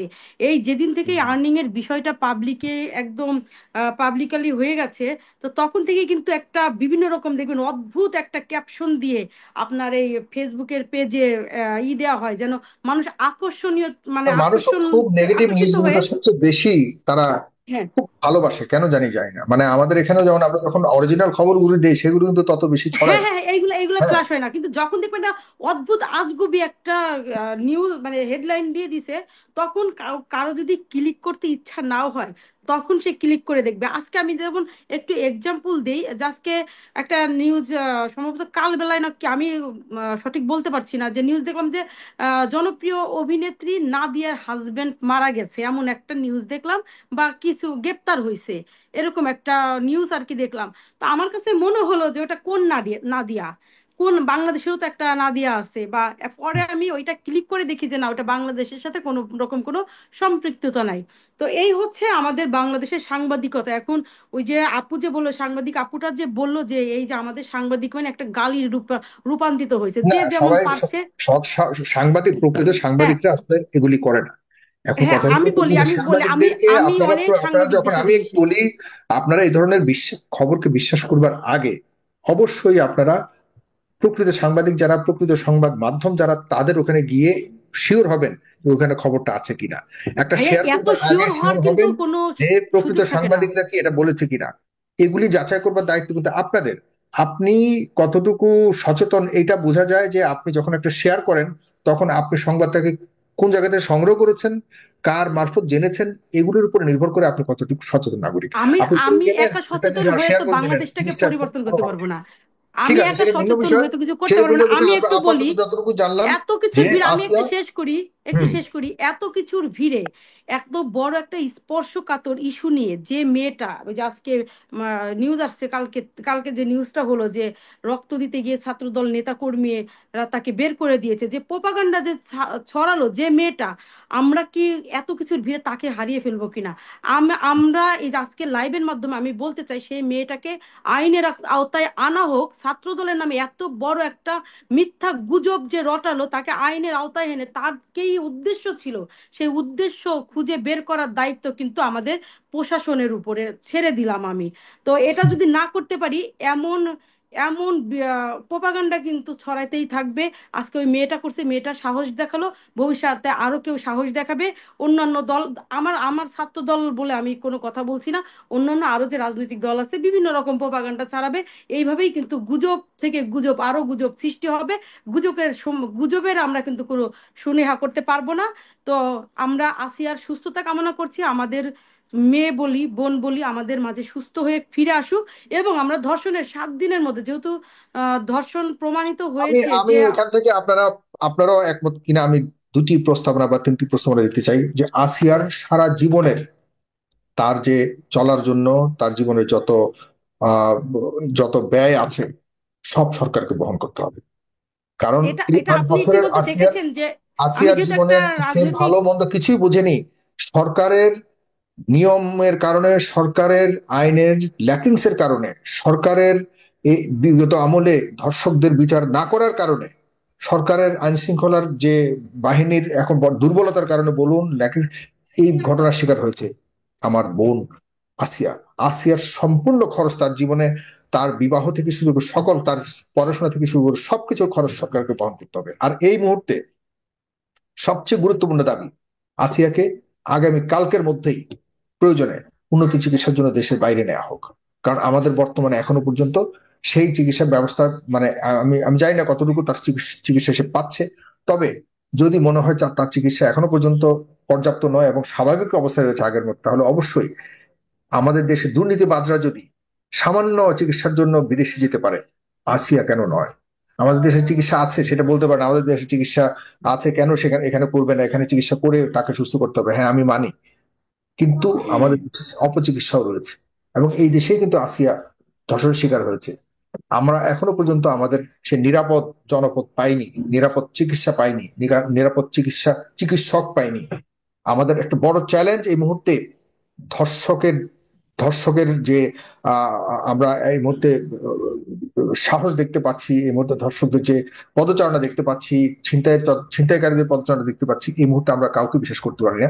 একটি চাঞ্চল্যকর ঘটনা আমাদের চোখ খুলে দিচ্ছে, আমাদের মনে করিয়ে দিচ্ছে যে আমরা অনিরাপদ এবং এখান থেকে বের হতে হলে আমরা সবাইকে ঐক্যবদ্ধভাবে সামনের দিকে এগিয়ে যাওয়ার জন্য, নতুন করে ধর্ষকদের শাস্তিকে সুনিশ্চিত করবার জন্য, যতক্ষণ না পর্যন্ত আমরা নতুন দিন পাবো ততক্ষণ পর্যন্ত আমরা আহ আসিয়ার চিকিৎসা নিয়েও আমি নিজেও সংশয়ে রয়েছি। সুতরাং আপাতত আসিয়ার চিকিৎসা দেশের বাইরেই উন্নত চিকিৎসার জন্য নেওয়া হোক, এটা আমি ব্যক্তিগতভাবে দাবি করি। প্রিয় দর্শক, আপনারা কি একমত কিনা আপনারা জানাবেন, দ্বিমত হলেও জানাবেন। শেষ করতে সর্বশেষ চাই, একটা কথা বলতে চাই। হ্যাঁ হ্যালো সানজিদা ভাইয়া। প্লিজ। কথাটা হচ্ছে যে আসিয়া আমার যে বোন, ছোট বোনকে নিয়ে যে গুজবগুলো ছড়ানো হইতেছে যে এত মিনিট আগে আসিয়া মারা গেছে, আহ আজকে মারা গেছে বা কালকে মারা গেছে, এমন অনেক গুজব ছড়িয়েছে। মূলত এই গুজবগুলো আমরা না ছড়াই। আমাদের বোন আল্লাহর রহমতে, অশেষ রহমতে এখনো বেঁচে আছে। আমরা সবাই রমজান মাসে এটা দোয়া করি, মোনাজাতে তাকে রাখি যে সে যেন সুস্থ হয়ে আমাদের মাঝে ফিরে আসে। জি, আপনারা শুনেছেন কিভাবে আসলে শিশু আসিয়াকে অমানবিক নির্যাতন করা হয়েছে, কিভাবে তাকে জীবন হুমকির মুখে ফেলে দেওয়া হয়েছিল। যাই হোক দর্শক, মন্তব্য করবেন। দর্শকের শাস্তি 90 দিনের মধ্যে শেষ করার কথা বলা হয়েছে। যদি এটা আরো তাড়াতাড়ি করা যেতে পারে, যে সমস্ত দর্শনগুলো মানে দুইটা পার্ট দরকার, কিছু জরুরি, কিছু আছে আনজরুরি। কারণ এই যে আসিয়ার দর্শন বা এখন যে দর্শনগুলো হচ্ছে, এগুলো যদি দ্রুত কিছু বিচার করে শাস্তি নিশ্চিত করা যেত তাহলে কিন্তু অনেকটাই কমে যেত। কিন্তু আমাদের যে বিচারিক ব্যবস্থা 90 দিন 3 মাস, একটা দেওয়া ছিল আগে 180 দিন, 180 দিনেও কিন্তু এই বিচারগুলো শেষ হইতো না। এখন 90 দিন হয়েছে, 90 দিনেও যে শেষ হবে তা কিন্তু নিশ্চয়তা নাই। দেখা যাবে এখন হয়তো 180 দিনে হবে, আর আগে হয়তোবা যে জামিনও পেয়ে যাবে। যদিও সরকার দিয়েছে জামিন দিবে না, দর্শনের যারা আসামি থাকে জামিন তো হয়ে যায়। আমরা আসলেও সুষ্ঠু বিচার চাই। যারা এই কাজগুলো করেছে, যারাই বিশেষ করে দর্শনের সাথে জড়িত, প্রত্যেকের শাস্তি আমরা দেখতে চাই।